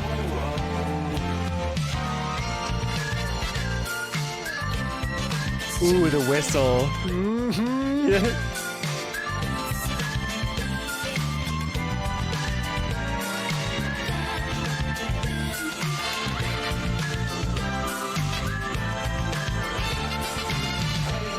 You're an all-star. Get your game on, go play. Hey now, you're a rock star. Get the show on, get paid. Only shooting stars.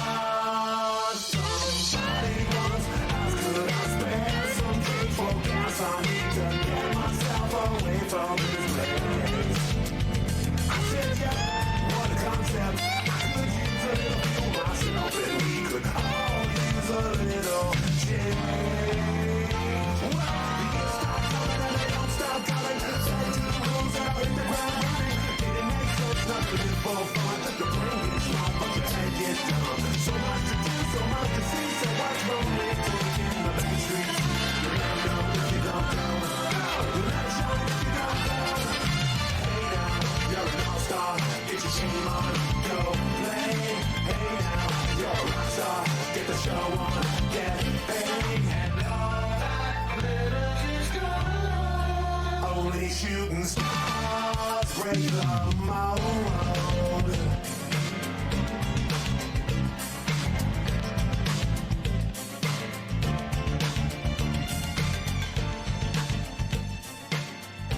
Fade out. Damn, that was. It's like. I feel like I, of all people, am pretty qualified in knowing how malleable All Stars melody is, but like it still never ceases to amaze me, like how well it goes, you know, and how many progressions it can fit over.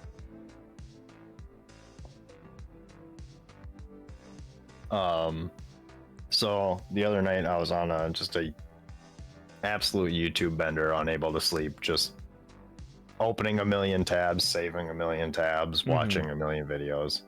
And there's the old David Letterman interviews with Harmony Korine, the super fucking weird, like, child prodigy director dude. Mm-hmm. And he's just effing weird as hell on Letterman, and Letterman just hates it because the kid is like, while being just goofy and ridiculous and kind of dumb at times, he's like totally outmatching Letterman in like this ridiculous battle of wits. Yes. And you could tell Letterman's just like on his just arrogant, like last legs, like he's just pissed. And then he has to cut out to commercial. And like the weirdest part of the video, even though it's this like just this kid who is very clearly like he was like early 20s, like on a lot of substances, saying weird shit, just besting Letterman at his own game. Yeah. And Letterman he like cuts to the camera. He's like, anyway, after this, Smash Mouth. And like, like That's amazing. We need to make that a fucking sound redemption. mm-hmm. Oh, you're right. That would be a banger fucking sound clip. You're so right. Yeah, I have to make God, I had such simple tasks today on the to-do list that I just completely biffed.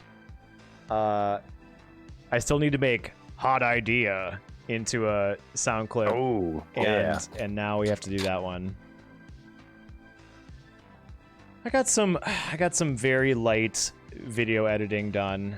I went back and highlighted the Comic-Con Scooby-Doo monologue because that was I realized I'd never highlighted that, and I do not want to lose that by all means. So yeah, that was legendary. Yeah, I still want to make like a full-on video of that because there are just so many fucking hilarious moments in that. I've just like our friend Comic-Con chat, you might know. If you're new, Comic-Con's the best. But Comic-Con is like the kind of person where when he's really, really excited about something, I could listen to it all day. Like, and just listening to Kami explain why Scooby-Doo Meets the Boo Brothers is the best Scooby-Doo movie was just pure joy. Pure joy. Jage, can you hold down chat for a little bit while I use the bathroom? Absolutely not. Oh yeah, I got you. I wish that you had access to OBS the way that I do, but oh, same. You think I came back to a clown nose? You don't even know what war zone you be walking back into. No, we're good. All right, I'll be right back. Chat's really cute and cool and fun and talented, and we're gonna talk for a second.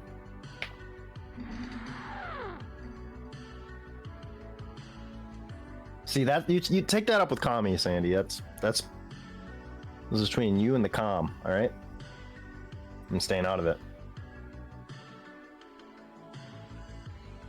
Yeah, actually, like, dude, can everyone just talk about like how wholesome this absolute king is when they get back? What are y'all doing tonight? What did y'all have for supper? What are y'all snacking on, sipping on right now?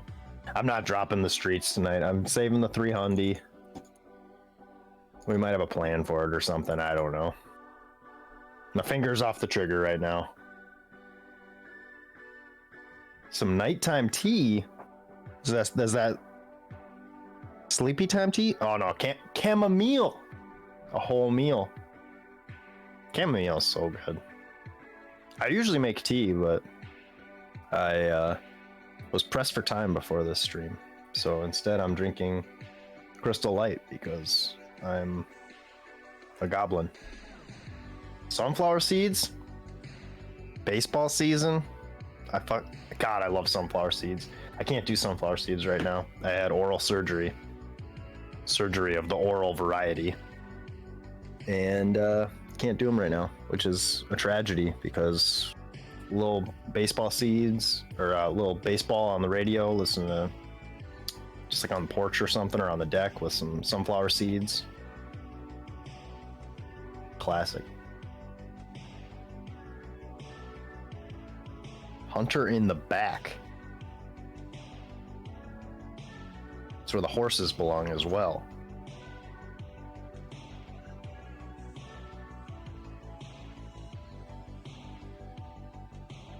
Ooh, recording embroidery, nice.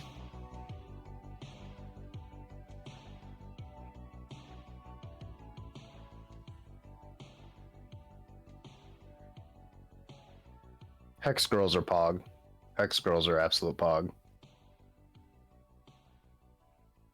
Yeah, exactly, Daucus. Which is, I mean, next Tuesday, catch me on strike. Picketing. And just show up, buy as hell, tokenized, if you will, and then I know what I'm here. I'm just here to fill another square on the stream. Got nothing to lose but my chains, baby.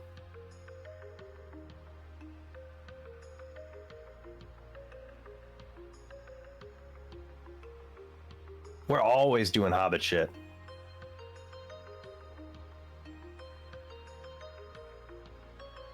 You text viewers don't really believe the piss model things, do you?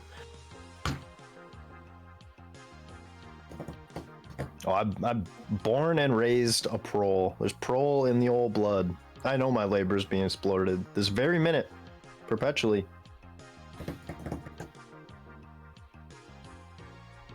Ooh, eating some cookie dough. Let's go.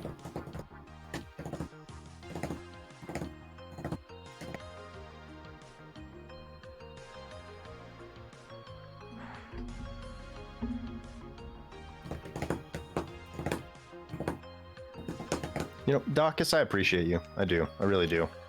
Just always talking about some real shit. What absolute vibery did I miss out on? Rum, beer, and cookie dough? Hello? Oh yeah. Oh yeah. Everyone in chat is on one tonight. Damn. This court. This lordly court of royalty. Daucus here to turn the people against me? Daucus, I don't know if I'd say against you. More like... What am I, anti-labor? Yeah. Anti-workers' rights? I'm anti-labor, I suppose, but... Yeah, I said I was gonna be... Oh, labor's fine. It's what the capitalist class does with it. It's a problem. Nothing wrong with working. Working feels good. No, I'm anti-work. That's my platform. We're just trying to chop up how I'm gonna picket stream next week. God damn it! Sounds like a sign. Yeah. You're gonna have a lot more to worry about outside that window next week than a couple people throwing pebbles, all right? This ain't gonna be on some say anything shit, catch me out with a boombox. Dude, I still can't believe that night, by the way.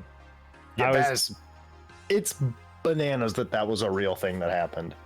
I mean, like, I need to do a better job of archiving the stream shit, like, because I forget, like, how much shit we've experienced, you know, in the short whatever. Yeah. Like, time A that I've... little over a year. Yeah. God, it's been a hell of a year. Seriously. Without the homies, this year would have sucked cheeks. I don't know what I would be doing if it wasn't for this, you know? Like, I just, like, making music myself and being like, well, this sucks, like... I don't know. It kind of all started with Jolf. I kind of really did. That's what, like, got everyone, like... Instead of just, like, stream, Jolf made, like... It was, like, forced community. It's true. It's true. There's one good golf. The Dark Souls of Golf.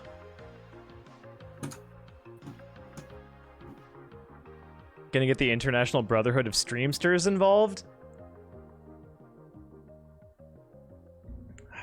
What about the Sisterhood of the Traveling Streamster?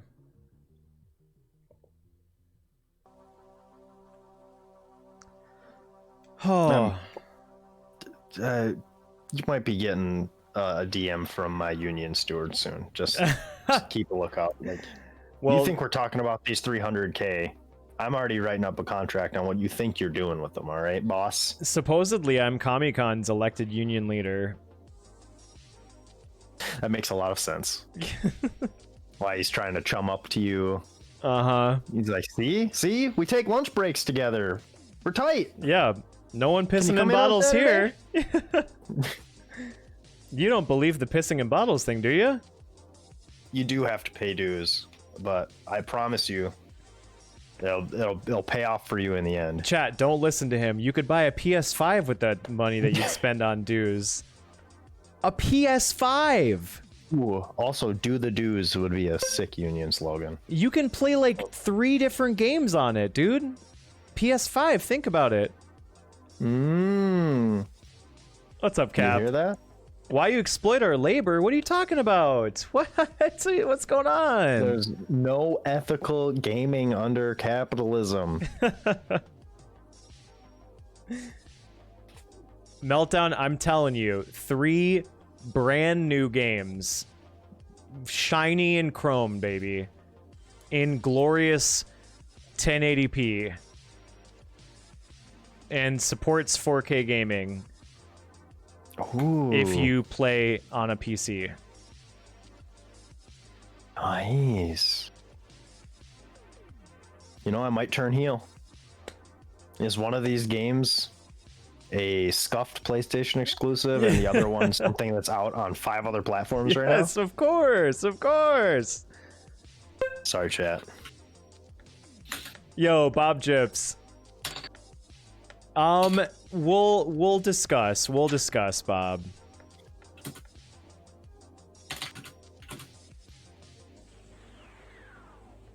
You think I should pay you to be part of the union?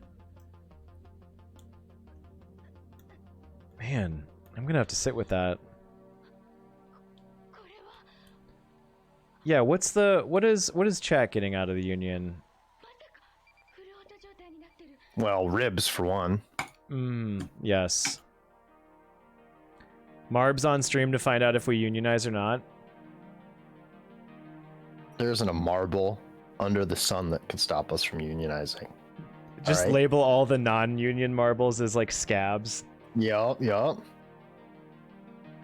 We don't need wall marble over here. All right.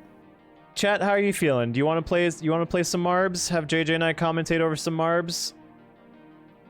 I know the stream's been. What does chat want to do? Yeah, I know the stream's been really heavy tonight. You know, talking about queefing and Yeah, Queefgate was. Queefgate and Strange Flash. Well, also we got to talk about getting the prizes out to people. I was gonna ask you about that, but I didn't want to do it on stream in case you didn't want to have that conversation. But yeah, it's We're gonna use the post office, I'm assuming. yeah. I just don't know people's addresses and shit.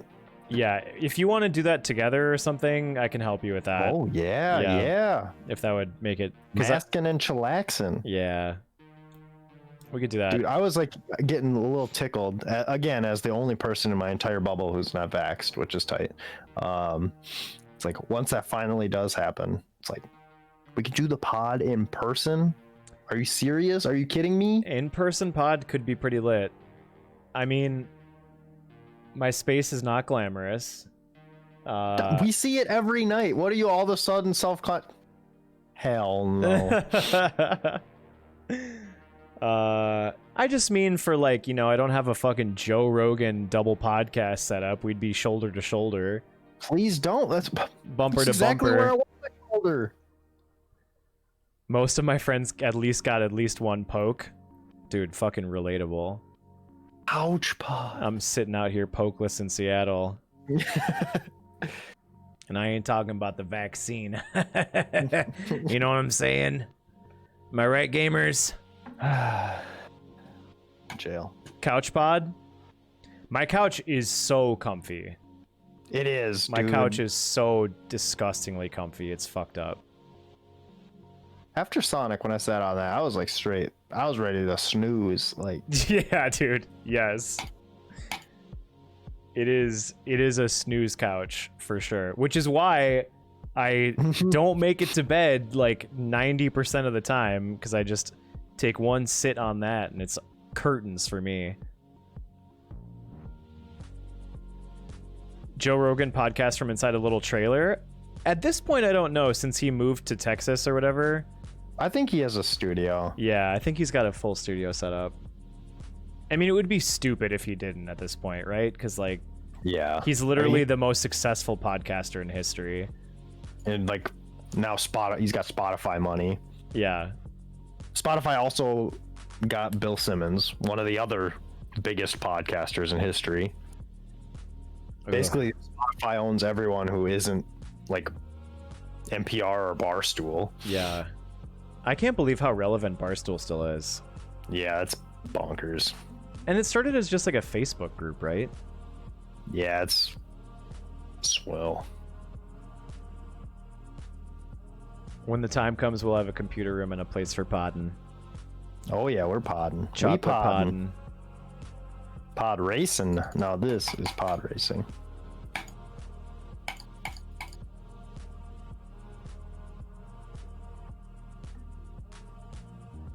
Still, Yeah, my relationship with Spotify is the same as Amazon. In that I'm not like, I don't love that I'm a part of it, but I'm Groove Shark doesn't exist. I don't know, like anymore. Like, yeah, I still, like I don't. It's no ethical consumption type beat. yeah, I feel it. Yeah, I still like canceling my Spotify subscription has been on my like to-do list of things that I need to cancel for a while, and I just like keep, especially Oh now. yeah, because you can't stream with it anymore. Yeah, yeah. And the whole reason I got it in the first place was because I used to be a music teacher, and it was like super integral to doing what I do because I can make playlists for my students and stuff, and you can do all that stuff without it. But anyway, it's just a one thing on a long list of subscriptions that I just need to fucking get out of my life. And I Have you just done your don't. gym one yet? No, I haven't. Well, and at this point, it'll be like safe to go back by the time you do. So like, I know, bump that one down the thing. dude. So many people are posting from the gym again, man. Yeah, I'm ready. I'm ready. And I'm not here to judge anyone, but what the hell? Yo, yo, yo. Fade. Welcome on in, Raiders. Faders? Do we call them faders? Fader Raiders? Isn't the nesting king himself? The absolute nest lord. Melige. Everyone say hello to Fade to Black, a dear, dear friend of the stream. Thank you so much for raiding. How have you been? How are you doing? Catch us up. What's the word? What's the word on the ground here? Malay. Malay.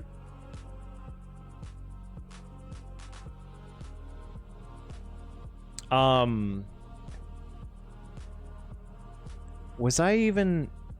I was gonna say I lost my train of thought, but I don't even know if my train of thought You're talking existed. about people posting from the gym, a lot of subscriptions that are... yeah, I don't know. I don't want to judge anybody for going to the gym, but like, it still feels a little bit strange, I guess. It's Yeah. becoming a little bit less so, obviously, now that vaccines are rolling out, but Yeah. it just felt like, you know, they opened up because they kind of felt like they had the space to, not because it was smart to. Yeah, oh yeah, they knew You they know. could capitalize on the if Walmart's open and if restaurants are open rhetoric. Yeah. Very cool. In a panoramic, dude, in a Panera, like, I love you In a too, Fade. parsec? In a parsec and a pear tree. If they don't do some promotional shit with that, that's just free real estate at this point. Parsec and a pear tree. Absolutely. Christmas parslers. Yeah, chicharron for sure. I know. And like I love my parents to death, but like my family is just like super comfortable dining in at this point. And like I just constantly have to dodge. They're always like, "Hey, do you want to go to dinner with us? Do you want to go to brunch with us?" I'm just like, "No." Like just straight up every No, time. I don't think I will. Yeah, no, like, yeah, I know, and like, listen, fucking COVID shaming individuals right now is just so far from where I want to be, but like just speaking personally, I feel like it's still going to be a long time for me. Oh yeah. It doesn't feel right. Just did carry out or pick up this weekend though, and Yeah. shit slapped. Yeah. Got Zen box, I heard got some curry, got some ramen, got hella tofu. you were a happy pappy. I absolutely was. Grabbed a couple Japanese. Well, I grabbed a local beer and a Japanese beer, and they slapped. Nice. Life was good. Just blasting some carbs and some Monster Hunter, and had a good eve. Yeah, I feel you, Cheech. Dude, when I went to church for Easter, which is its own thing, like, everybody in church was masked up, and masked up properly. And who's the one person that wasn't masked up properly? The goddamn priest, dude. The goddamn priest walked down the aisle with the mask pulled down below the nose, bro. He's got an in with the big dude, though. I was just like, come on, dude. Like, come on, bro. The priest.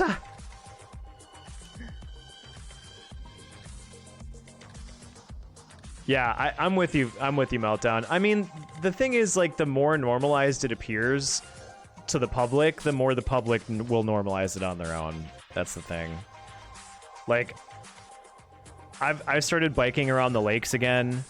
I've started being out and like being in my community more, just like for my exercise, and just trying to make more of an effort to be outside. And like, I mean, it feels like I'm kind of back to the beginning where I'll see hundreds of people around Bde hundreds, and I can count on two hands like the number of masks that I see.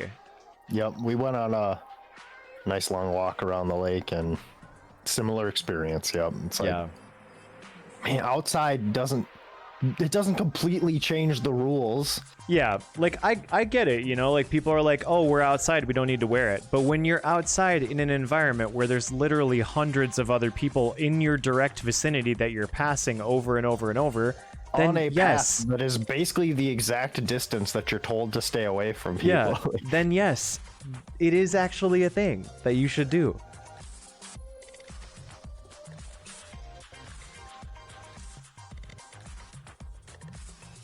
But yeah, I mean, this is the same conversation we had like literally a year ago. So Yeah, exactly. Or you feel like you're kind of gaslit into thinking that it doesn't exist or that you're overreacting or something. Yeah. Yep. Ooh, any self-gaslighters? Actually, that kind of reminds me. Let's go. Let's go. That should never be a segue. But It's too what we were late. talking about earlier, with what I thought was a good question about is there something you didn't get a reaction, like a appropriate reaction of sharing with people? Is there any like media that you just really love that you've almost like gaslit yourself into not recommending to people out of fear of that like reaction of like, there's no way this is gonna land? Interesting. Like a game that you just like you loved, but you haven't even bothered to be like, hey, you should play this, or a show. Man, that's good. Well, one of them is upstairs slacking. One of them is freshly going to be Echo the Dolphin, Defender of the Future. Yo, it's a little out of your pay grade, but once you finish Bloodborne, you might want to try a fucking game. Let's see. There's no rolling your way out of this one, buckaroo.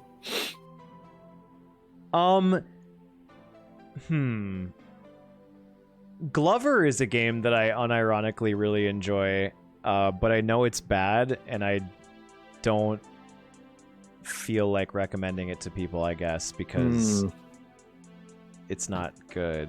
Maybe that doesn't answer the question, I suppose, correctly. But it's still a good answer. Like I haven't gaslit myself out of it, but I just know it's not good. Fire and Ice, baby. Hey, Weiss Persetta, thank you so much for the follow. Love the glove, Rex. Hold on. What? That's incredible. Okay, hold on.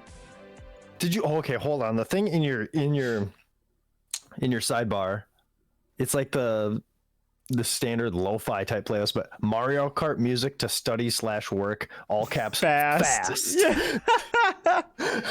Okay. That's a tangential tie-in with what we've been talking about, re-studying and all that shit too. God Yeah, damn. have you ever considered just turning on Mario Kart music and really getting stressed? Studying fast. Here we go, chat.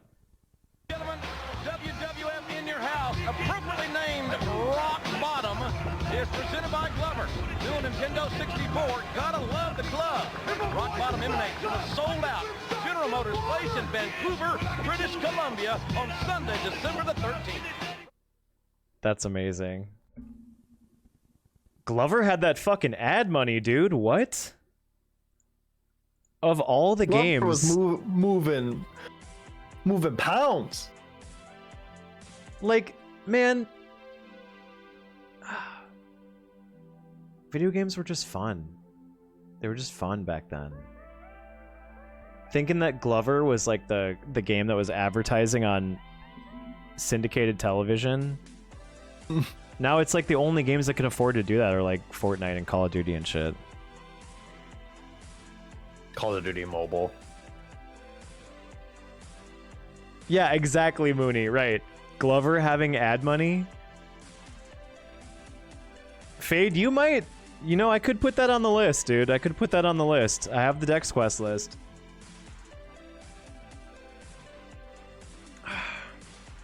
Okay. Let me think of more answers. But JJ, what's an answer for you?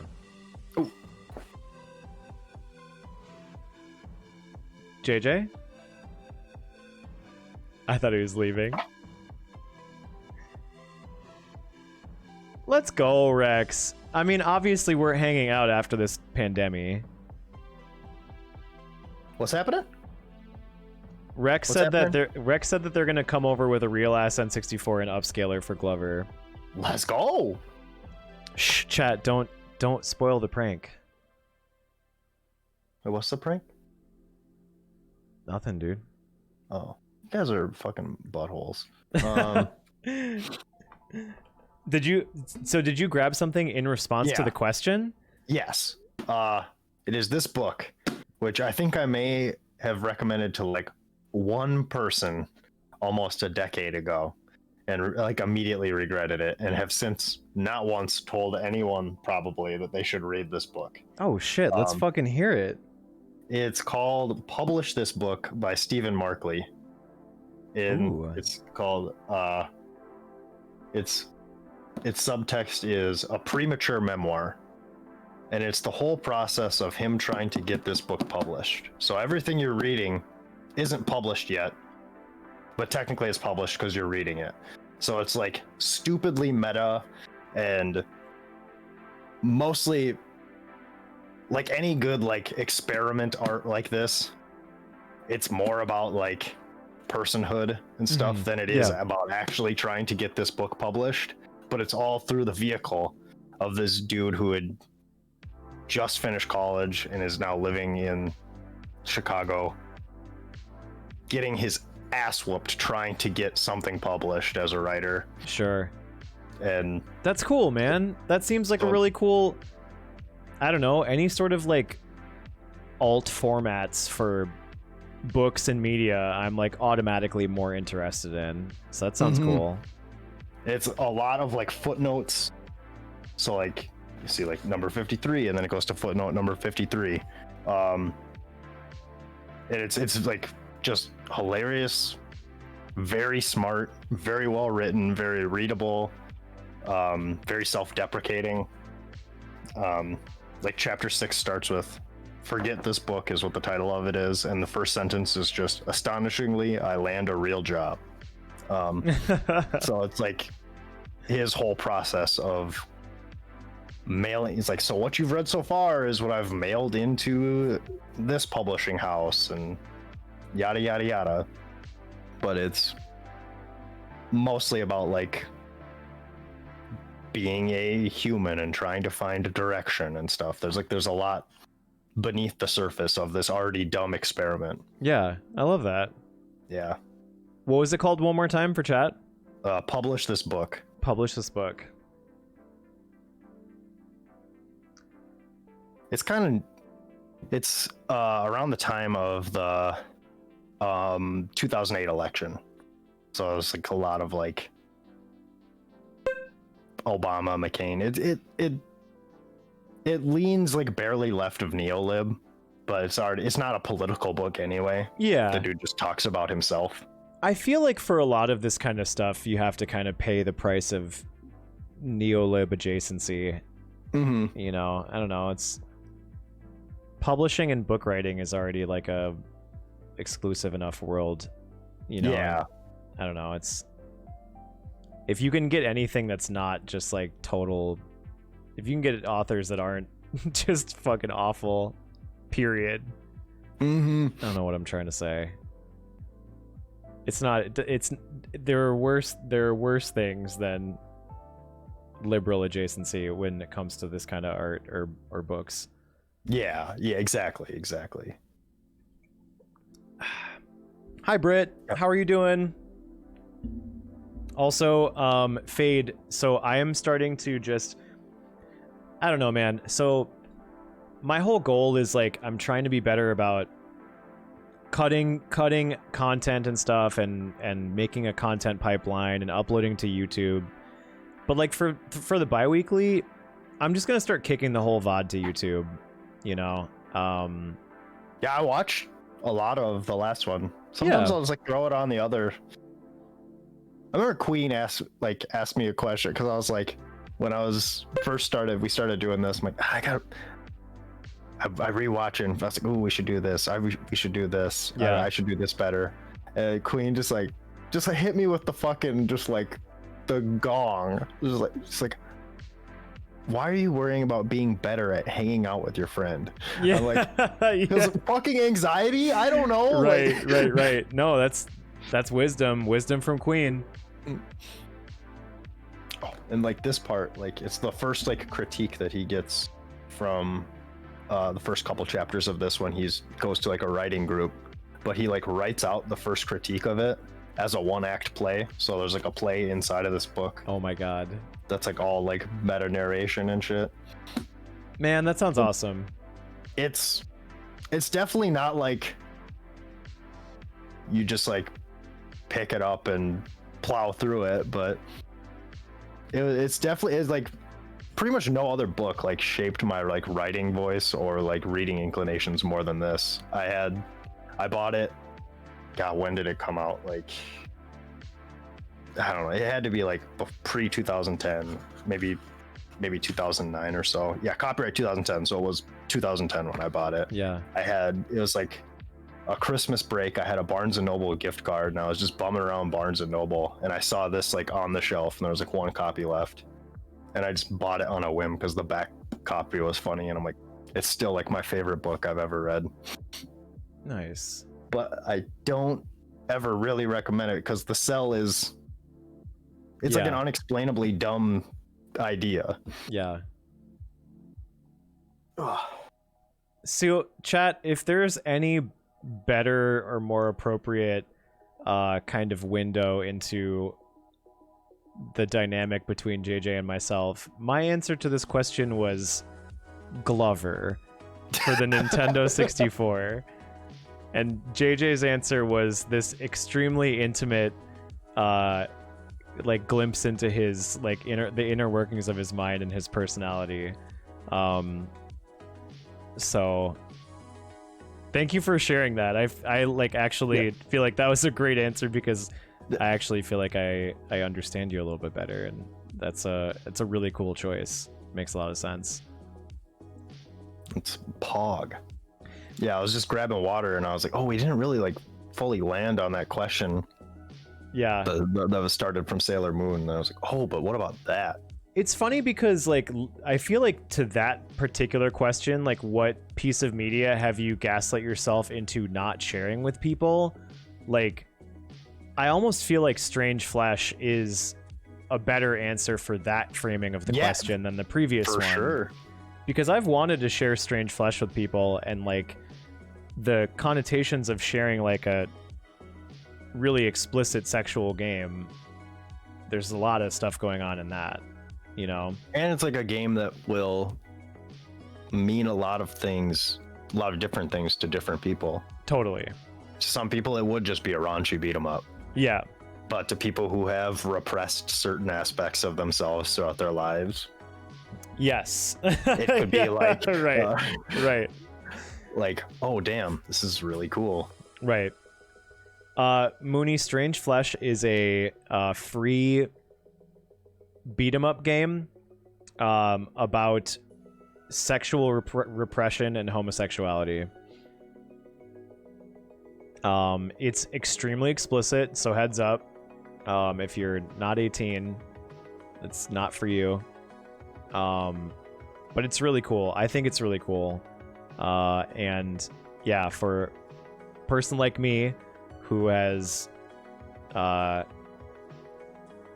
spent a lot of time pushing aspects of myself away and down, it was a really gratifying playthrough. And I was also really kind of like grateful for a game that utilized sexuality in a pretty intense way. I'm not sugarcoating it. It's very raunchy, but also it's in service of making a point, which I think is really this cool. isn't just because God of War got away with putting breasts on the screen Right. in the PlayStation 2 because they finally were M-rated games and stuff. Right. There's still something to like. It drives something. Yeah. Yeah, it reminds me of the conversation that we had. This is a while back now, but like, what is your violence in service of? You know, like, what is that sexuality in service of?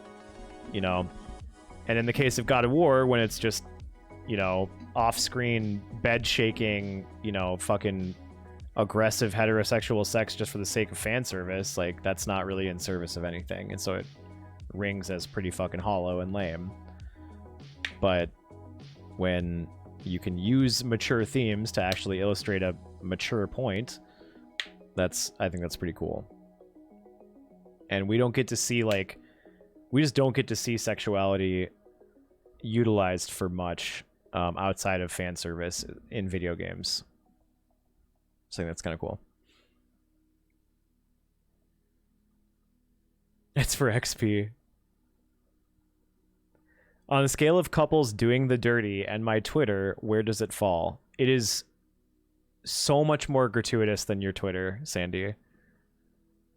Two things I've muted. Dude, it's a dangerous game, man. It is literally a very dangerous game to be following Sandy on Twitter for me right now. Yeah, you pull up Twitter like once every few streams. Yeah. I've been trying to put it off because I don't want to mute my pal Sandy, but I might have to at some point. I literally accidentally liked His one bio of says don't follow me. Or some shit like that. I literally was scrolling through my timeline and accidentally hit a like on him, and I was just like, oh god fucking damn it, this is gonna show up in my timeline now. Like, straight up was just, especially now that it's like Dexter Choco liked. yeah, exactly. No, exactly. People are gonna be like, Right. Right. The mommy milkers. Yeah. Just the straight up anime mommy milkers showing up on the timeline. Ted cruised it indeed. Cruising for a bruising, dude, by my followers. Okay. Take it easy. Take it easy. Take it easy. Man, that whenever I hear take it easy, I think of my friend Ty, who, like, his whole thing was he would just get fucked up, like to the point of he was a really cool dude, but he would always just get like too high or too drunk, and the only thing that he would be able to say at a certain point was just, "Hey, take it easy." Like people would be like, "Ty, you good, man?" He'd be like, "Take it easy. Hey, take it easy. All right, you take it easy." That would be it. I didn't even know that it was a thing outside of that one person's fucking Like the math version of you do the math. weird personality, yeah.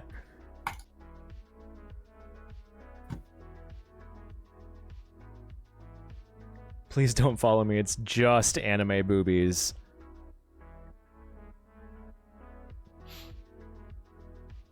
I don't think he was fine. Yeah, really burying the lead with the take it easy. Yeah, totally. Mans needs a glass of water yesterday. Yeah. God, that was just the way, though.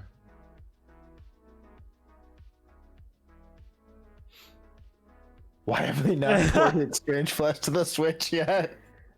My goal is if I can get Ported everything else. if I can get enough people to in the community to play or at least know of Strange Flesh, then my cosplay of the bartender will make sense. But if I don't, but if no one knows it, then my cosplay of the bartender will not make sense and be very lame. Be a dope on-stream cosplay. Cosplaying on stream is overpowered because you get to curate the people who would recognize the reference, basically. Totally. Like, I know people who, like... And I guess it really depends why you're cosplaying, but I know people who go to cons and, like, I'm cosplaying this dude from... What's, like, an old anime? Like this episode of Outlaw Star, and it's this episode. It's like, as long as you're cool with literally nobody getting the reference, fucking pop off, my liege. Yeah. But- Deep cuts. I mean, if you're in the like con scene or the cosplay scene, you know, it's like I'm sure there's a lot of pressure to innovate, the same way that, you know, an artist or a musician would feel like, you know, if you're cosplaying like Sailor Moon, that's got to be like the Hey Jude of like the cosplaying world, you know? Maybe, who knows? I've always wanted to get a group of homies and do a 300x Sailor Moon mask group cosplay of like Spartan magical girls. Yo. Just fucking short skirts and shit. And have big wands and shields. Be pretty sick. It would be fucking fuego. Sailor Leonidas. Nani? This is Sparta. Do I have a banana hammock for hot tub? I mean, I have a bunch of underwear that used to be way too small for me that is now not too small for me, that essentially serves the same purpose. But no, I do not have any banana hammocks. You would fuck this cosplay up, dude. Let's go. Yeah, this bartender one? Mm-hmm. Yeah. Dude, look at how charming the fucking instruction manual is for this game, this completely digital game that never had an instruction manual. God, instruction manuals are such a vibe, dude. It was one of my favorite parts of buying a video game was buying the video game, coming home, and then reading the instruction manual before playing it. Let me see if I can find it.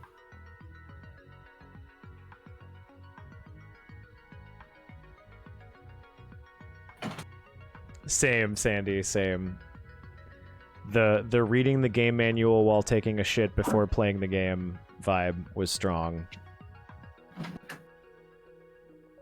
I specifically remember reading through the whole Legend of Zelda Link to the Past instruction manual. I know I used to have it. The original Guild Wars instruction manual was like actually like a book. Like it was a thickie, and it was just loaded with lore and pictures. I remember when they started, when the instruction manual started getting really thin, Yeah. and just like I just remember opening the cases and just being like, are you fucking kidding me? It's like the online agreements only, basically. Yep. And like the legalese. It like started with just the control, like the controller like layout, and then that wasn't even in there. Mm-hmm. And it was just the legal stuff. I opened Monster Hunter when I got it that night it came out, and like there wasn't anything in there, and I was like, Yep. damn, it's like, kind of sad, but like, because it's still like it's burned into my brain, like when I open a new game, no matter what. Yeah. But I guess I'd rather they just don't even do it at that point. Yeah. Well, Save and the paper. right, and that's the thing, is that it's too convenient now that it's gone. Now that the culture is that it's gone, it's too convenient because it's cheaper. It's better Yep. for the environment. It Yep. saves them money, which is all they care about. Yeah. So, you know, I'd just rather if instead of half-assing it, at least don't even pretend. Like, I just agree. don't give it to me. Jim, exactly. I think we've had that exact conversation on this multiple times, honestly. It's just a recurring vibe that I think we'll never stop pining for. Which, fuck yeah. Fueled by nostalgia.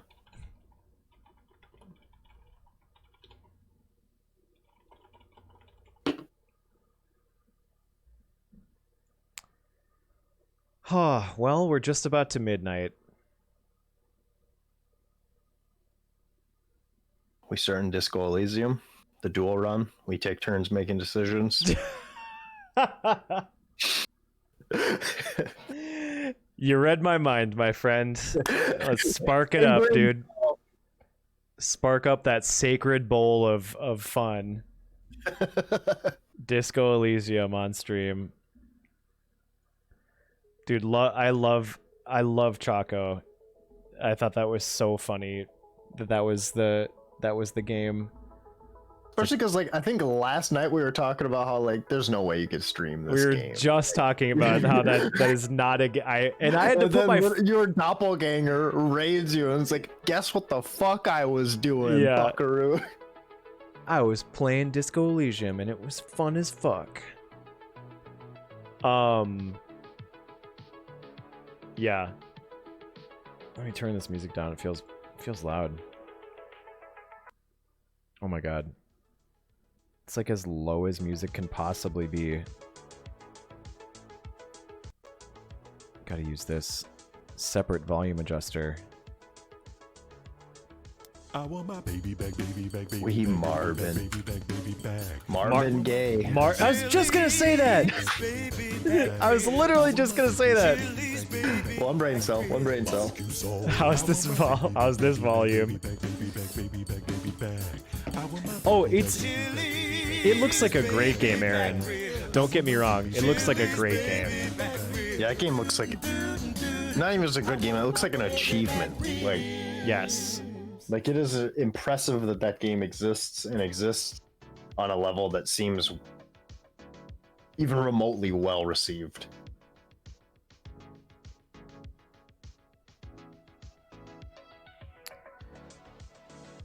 Let's see. I guess I can see something it would have going for it in the realm of being a better stream game is that more people would have the patience to watch someone play it than to do it themselves. Yes. Yes. Super fair. Dude, for me, so I think I might have revealed this on stream, but at this point I can't even remember. But like, I have a condition that's called tongue-tied. I don't know if y'all know what tongue-tied is, but like, you know the little like membrane that you have underneath your tongue? The line, the Yeah. film thing. So mine is very, very short and very, very far up my tongue. Like, I can't even lift my tongue, like, up. You can see, like,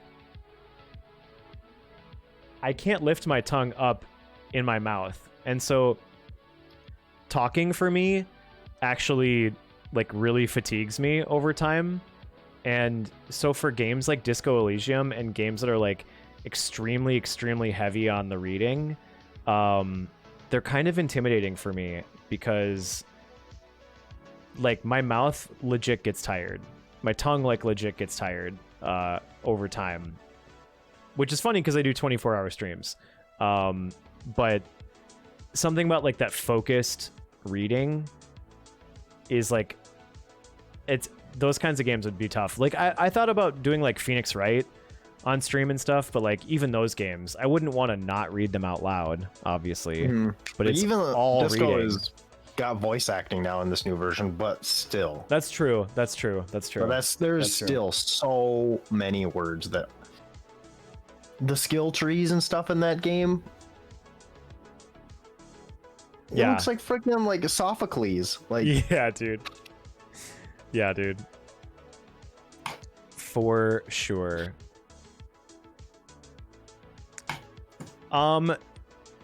Okay, we're at 69 viewers and Blizzbear is live. I feel like Blizzbear is like love Blizz. a bi-weekly boy at this point, a member of the fam. Chill So- with Bye Dad in the It stream title. literally says chill with Bye Dad. Kenny! Wait, what? Wait, Kenny, weren't you just in stream chat like yesterday? You were imprisoned? Holy smokes. What the fuck? Welcome back, Kenny. Seriously. Jesus. I'm so sorry that took you so long. That they took so long. God damn it. You're saying prison, not jail. Holy shit, Kenny. Fucking grateful for you. Jail. Okay. I was gonna say prison. Okay. Not that it's literally any like better or worse.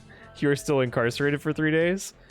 But there's a lot less severity for jail. I have comrades that have gotten bopped in some protesting lately, and yeah, it took like a full week to process some of them, and some of them are still being processed. I'm glad you're out, Kenny. Fuck that.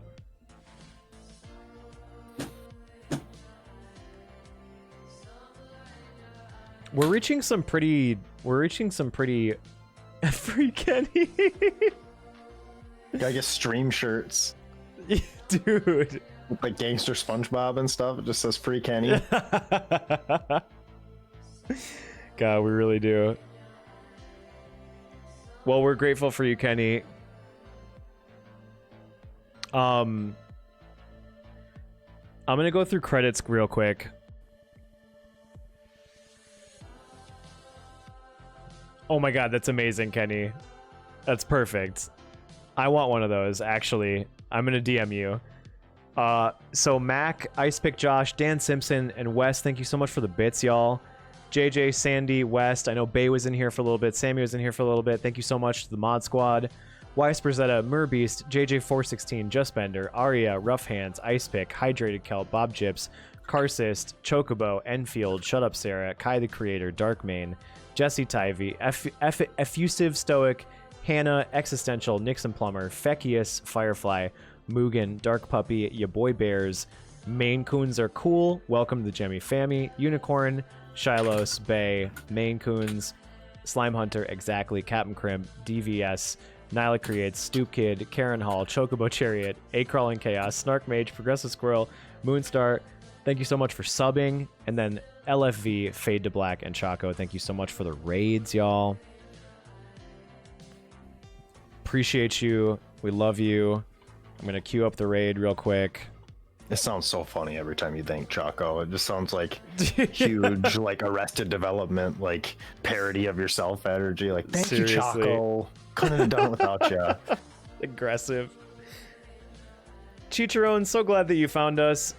Everyone, I'm so glad that you're here. Thank you so much for making this what it is. Like, literally, I feel so grateful for the community that we've built and for the communities that we are building, you know, outside of this together. Just like every time that I stream, man, every time that I stream, I feel like I'm grateful in different ways. If you're still here from the left flank raid, like, holy shit. That's wild, and thank you so much for spending time. JJ, you have any closing thoughts for us? Nah, I'm good. Y'all are wholesome. I love y'all. Thanks for chatting with us. Thanks for keeping us entertained every Tuesday, honestly. You're all Seriously. hilarious. You're all dope. You're all It's so hard to be heartfelt when the Chili's is hitting. It's just hard mode. It's the All right. Dark Soul wholesomeness. Y'all, our raid is this. This is our raid call. Don't forget. You can do it in any configuration that you want. All right. I love you. Say hi to Blizzbear. Okay. Bye. Have a good night. Bye. We'll see you tomorrow.